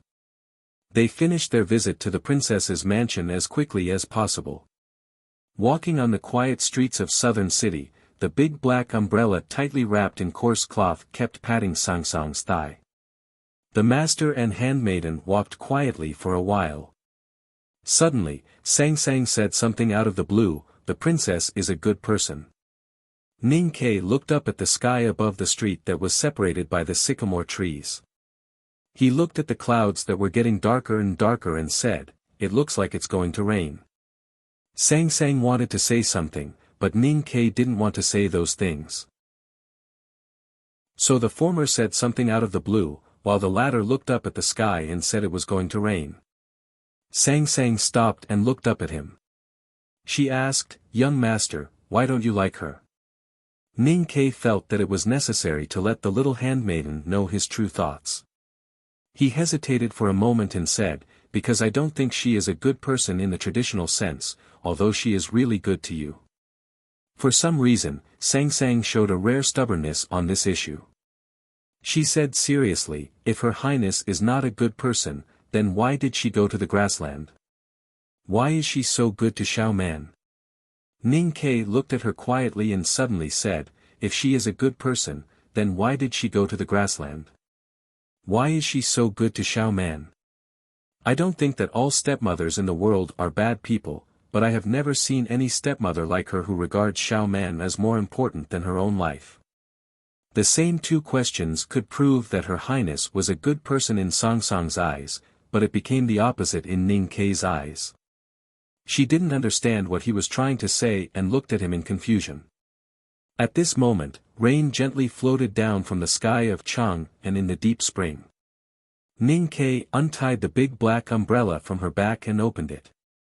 He continued to walk forward and said, "There must be something wrong when things are abnormal. Her Highness's stepmother is still so young. Is she overflowing with maternal instinct? In my opinion, it's too early. I think it's empathy." She transferred her feelings for the Chanyu to the little boy. In this case, she seems to have a lot of apologies for the Chanyu who sleeps on the grassland. Only we, the border army, know how great the Chanyu was. But such a great figure was so inexplicably murdered by his idiot younger brother and usurped the throne. "Young master, what are you trying to say?" "What I want to say is that Her Highness will probably regret it for the rest of her life. Because Chanyu should really love her, and he is the only man in the world who dares to really love her." "I don't understand." "Nothing." After a long silence, Sang Sang suddenly said, "Do you think Her Highness killed Chanyu?" Ning Ke didn't answer her directly, but said, "It seems that your usual stupidity is indeed an act of laziness." Sang Sang lowered her head and walked under the black umbrella. She slightly clenched her small fists and said, "Where's the evidence? There are many things in this world that don't need evidence." Ning Ke looked at the drizzle falling outside the umbrella and said, "When she went to the grassland, she could not only defuse the attacks of some swindlers in the empire, but also gain His Majesty's pity by showing weakness in the battle with Her Majesty. She could also win the respect of the Tang people and even develop her own power on the grassland. But she couldn't stay on the grassland forever. His Majesty is getting older, and the successor has to be decided as soon as possible. So she needs to come back. As the woman Chanyu loved, there is only one way for her to come back." Sang Sang lowered her head and whispered, "But Her Highness was only 12 or 13 when she decided to marry to the grassland. I started killing horse gang when I was 12 or 13. A person's ability is not necessarily proportional to his age." Ning Ke held the big black umbrella and gradually quickened his pace. He shook his head and said, "What I said just now was that Her Highness had a reason to do that and could benefit from it. But in my opinion, the most convincing thing is what I said before. We all know how great the young Chanyu was. Such a great man is hard to be framed and killed, unless the killer is the one he trusted and loved most.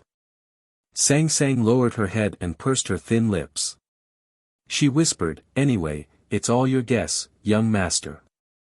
Ning Ke said, "I also hope that my guess is wrong. I also hope that the world is full of fairy tales, where the prince and the princess live happily ever after. But you see, the prince on the grassland is dead, and the princess comes home." Sang Sang raised her head, and a drop of rain slid down her dark cheek. She looked at him and asked angrily, "Young master, why is the world in your eyes always so dark?" Ning Ke stopped and looked at her silently. After a long time, he said coldly, "Because the world I saw was so dark from the moment I survived to the moment I found you in the pile of corpses by the roadside." After saying this, he also felt that he had lost his composure. He strode to the front of the street in embarrassment. He didn't know whether it was the shadow cast on his spirit by the old library of the academy, or because he was about to kill someone, but he always felt that the rain outside the big black umbrella was not so refreshing and seemed a little gloomy. Sang Sang stood in the rain and looked at his back. Suddenly she quickened her pace and caught up with him. She caught up to the big black umbrella and the guy, and then reached up to grab the corner of the sleeve of his right hand that was holding the umbrella and never let go again. The conversation between the master and the handmaiden could be heard from time to time under the big black umbrella. "I thought you were going to scold Her Highness as an idiot again. Don't be emotional about anything. You will only hurt others and yourself in the end. So she is indeed an idiot. Then why didn't you scold her just now? I will scold her less in the future, because those emotional idiots are all poor people." Chapter 92. The big black umbrella was like a black lotus, drifting away in the rain and fog of Chang'an. Sang Sang loosened her grip on the sleeve, looked up, and asked with a frown, "Young master, what were you talking about with Xiao Mang in the princess mansion? I saw that those nannies and palace maids looked terrible." Looking at the little girl who pretended to be calm, Ning Ke could not help but think of the scenes that often happened in Min Mountain. At that time, he carried her on his back and climbed from one perilous peak to another. At that time, he was busy exploring the way and telling fairy tales to the little girl in the basket. He was so busy that he could not help but smile and rub her head. He said, "Telling fairy tales. You know I'm good at it." Sang Sang asked curiously, "Which one? Cinderella or the Three Little Pigs?" "The Little Prince." Sang Sang frowned and asked seriously, "The Little Prince? Can he understand it?" Ning Ke was stunned and thought that it was indeed a problem. In the drizzle of late spring, the master and the handmaiden chatted all the way to the north. They passed through Tongshao Lane and returned to the eastern city. They did not walk into Lin 47th Street, but went around it and went deeper into the eastern city. The old brush pen shop was closed for the day. Sang Sang quietly came back with a put-out tightly wrapped in cloth. There were slight raindrops on her shoulder. The rain gradually became heavier. The pedestrians on the streets of the eastern city were forced to return to their homes or workshops. Ning Ke and Sang Sang walked to a remote poor square in the eastern city and stopped. They stood under the eaves of a dilapidated Haotian divine attendant temple with a big black umbrella. They looked into the square and listened to the faint sound of forging in the rain. Sang Sang said quietly, "The iron shop will be closed soon. The young masters will be busy sorting out today's orders. Chen Zixian will go back to the backyard to rest. I heard that he rarely hammered in these years. At that time, he would be the only one left in the yard. It's convenient for him to do that since it's raining today." Ning Ke looked at the dark clouds in the sky and silently calculated the time. He estimated that it was almost time. He handed the big black umbrella to Sang Sang and told her to wait for him. Then he took out a bamboo hat from behind and put it on his head. He walked toward the west of the square, passing through two alleys in the increasingly heavy rain and approaching the backyard of the blacksmith's shop in the square. The tough soles of his boots stepped on the bumpy stone path and made light splashes in the puddles. It was not noticeable in the rain at all. Ning Ke looked at the simple wooden door not far away and slowly walked forward. His left hand holding the padao became tighter and tighter, and he silently recalled all the information of the second name. The names on the oil paper were the important figures in the massacre of the Xianwei general's mansion and the massacre of the village in the Yan territory. They were the results of Zhuo'er's investigation when he was a spy in the military ministry under Xiao's command. They were the information he exchanged with his sweat and life. Chen Zixian, 47 years old, the former deputy general under the command of the Xianwei general. He was rewarded by the imperial court for leading the Xianwei general Lin Guangyuan to commit treason. Later, in the 4th year of the Tianqi era, he was stripped of all his meritorious service and expelled from the army because of his reckless provocation. After that, his family suffered a series of disasters. His wife divorced him and returned to their hometown with their 2 young sons. However, he stayed in Chang'an and became a master in a blacksmith's shop in the eastern city of Chang'an. He was so poor that he could not bear to talk about it. After the massacre of the Xianwei general and the massacre of the village, except for 2 or 3 high-ranking officials who still enjoyed the high nobility and reputation, the rest of the people on the oil paper list were very poor. The censor who had died in his hands lived a depressed life, some lived in fear, and Chen Zixian, who was behind the courtyard door in the rain, lived a miserable life. Ning Ke could not figure out why. According to the usual inference or common plot lines in novels, when the people who had harmed the loyal and good and conspired to betray their master began to take revenge, they would be in a mess of arrogance and joy.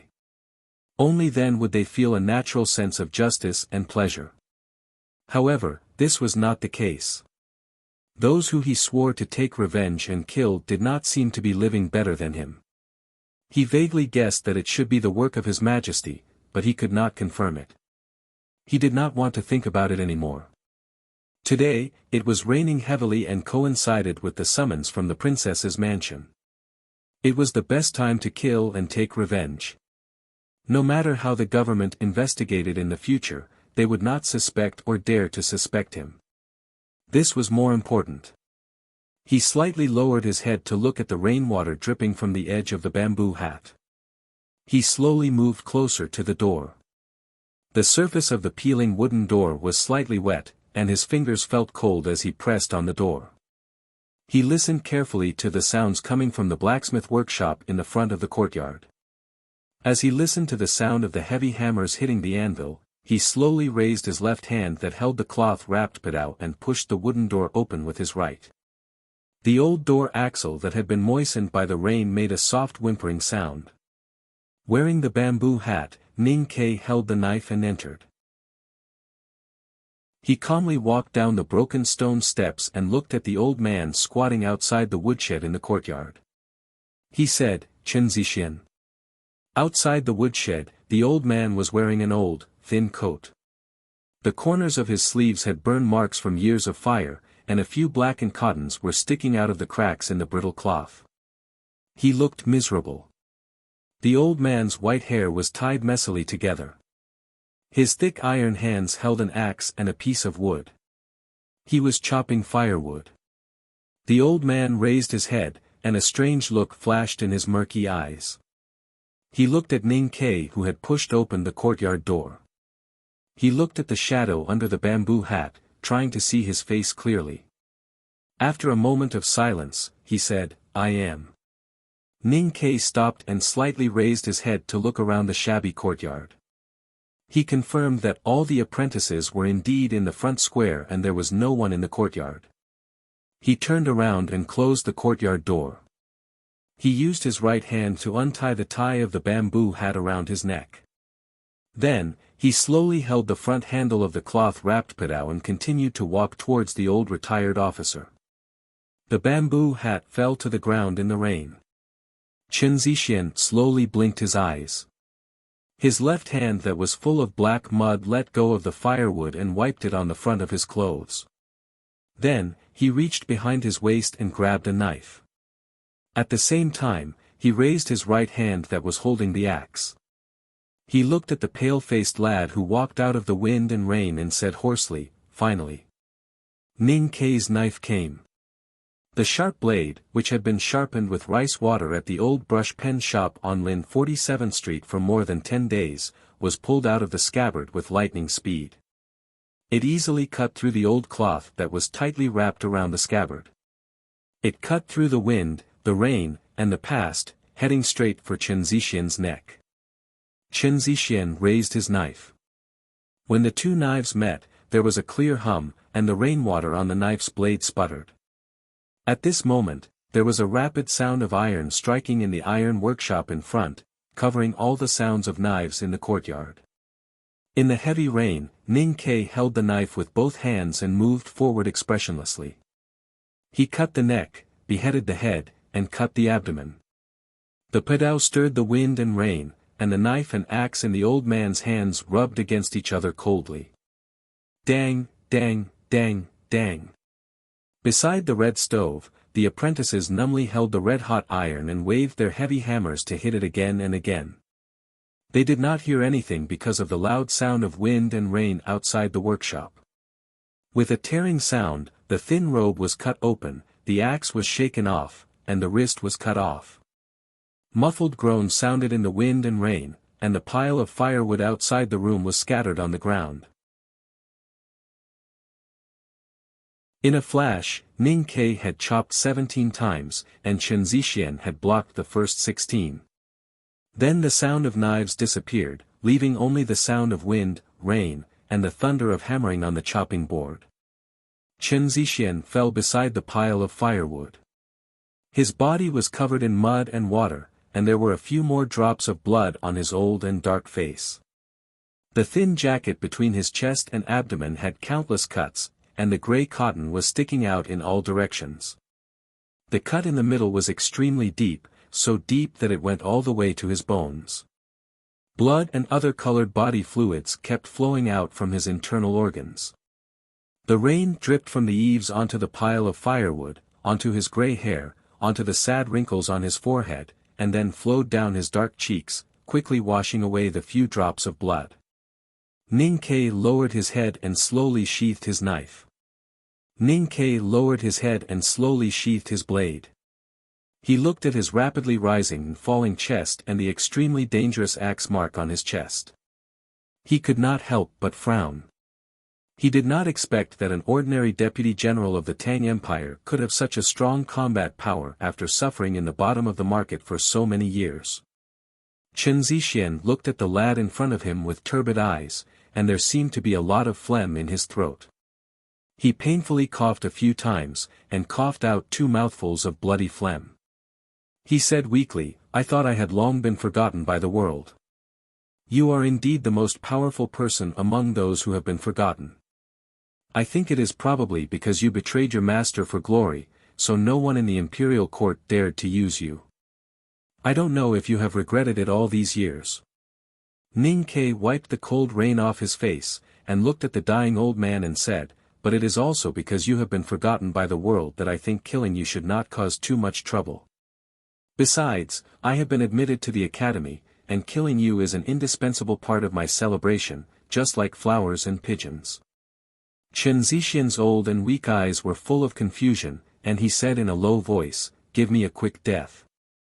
It is still early, and it will take your poor apprentices a long time to finish today's orders." Ning Kei raised his head and looked at the sky. The rain was like a curtain of beads hanging from the clouds, and he could not see where the sun was. But he knew that he still had a lot of time, so he said softly, "As for the pleasure, you have made me very unhappy all these years, so don't expect to die too happily. I have a poem to read to you." He looked at the dying old man in the pile of firewood, and there was no expression on his face. He said calmly, "I came from the mountains and rivers, I came from the grassland, I came from the Yen territory, I came from the general's mansion to take your life."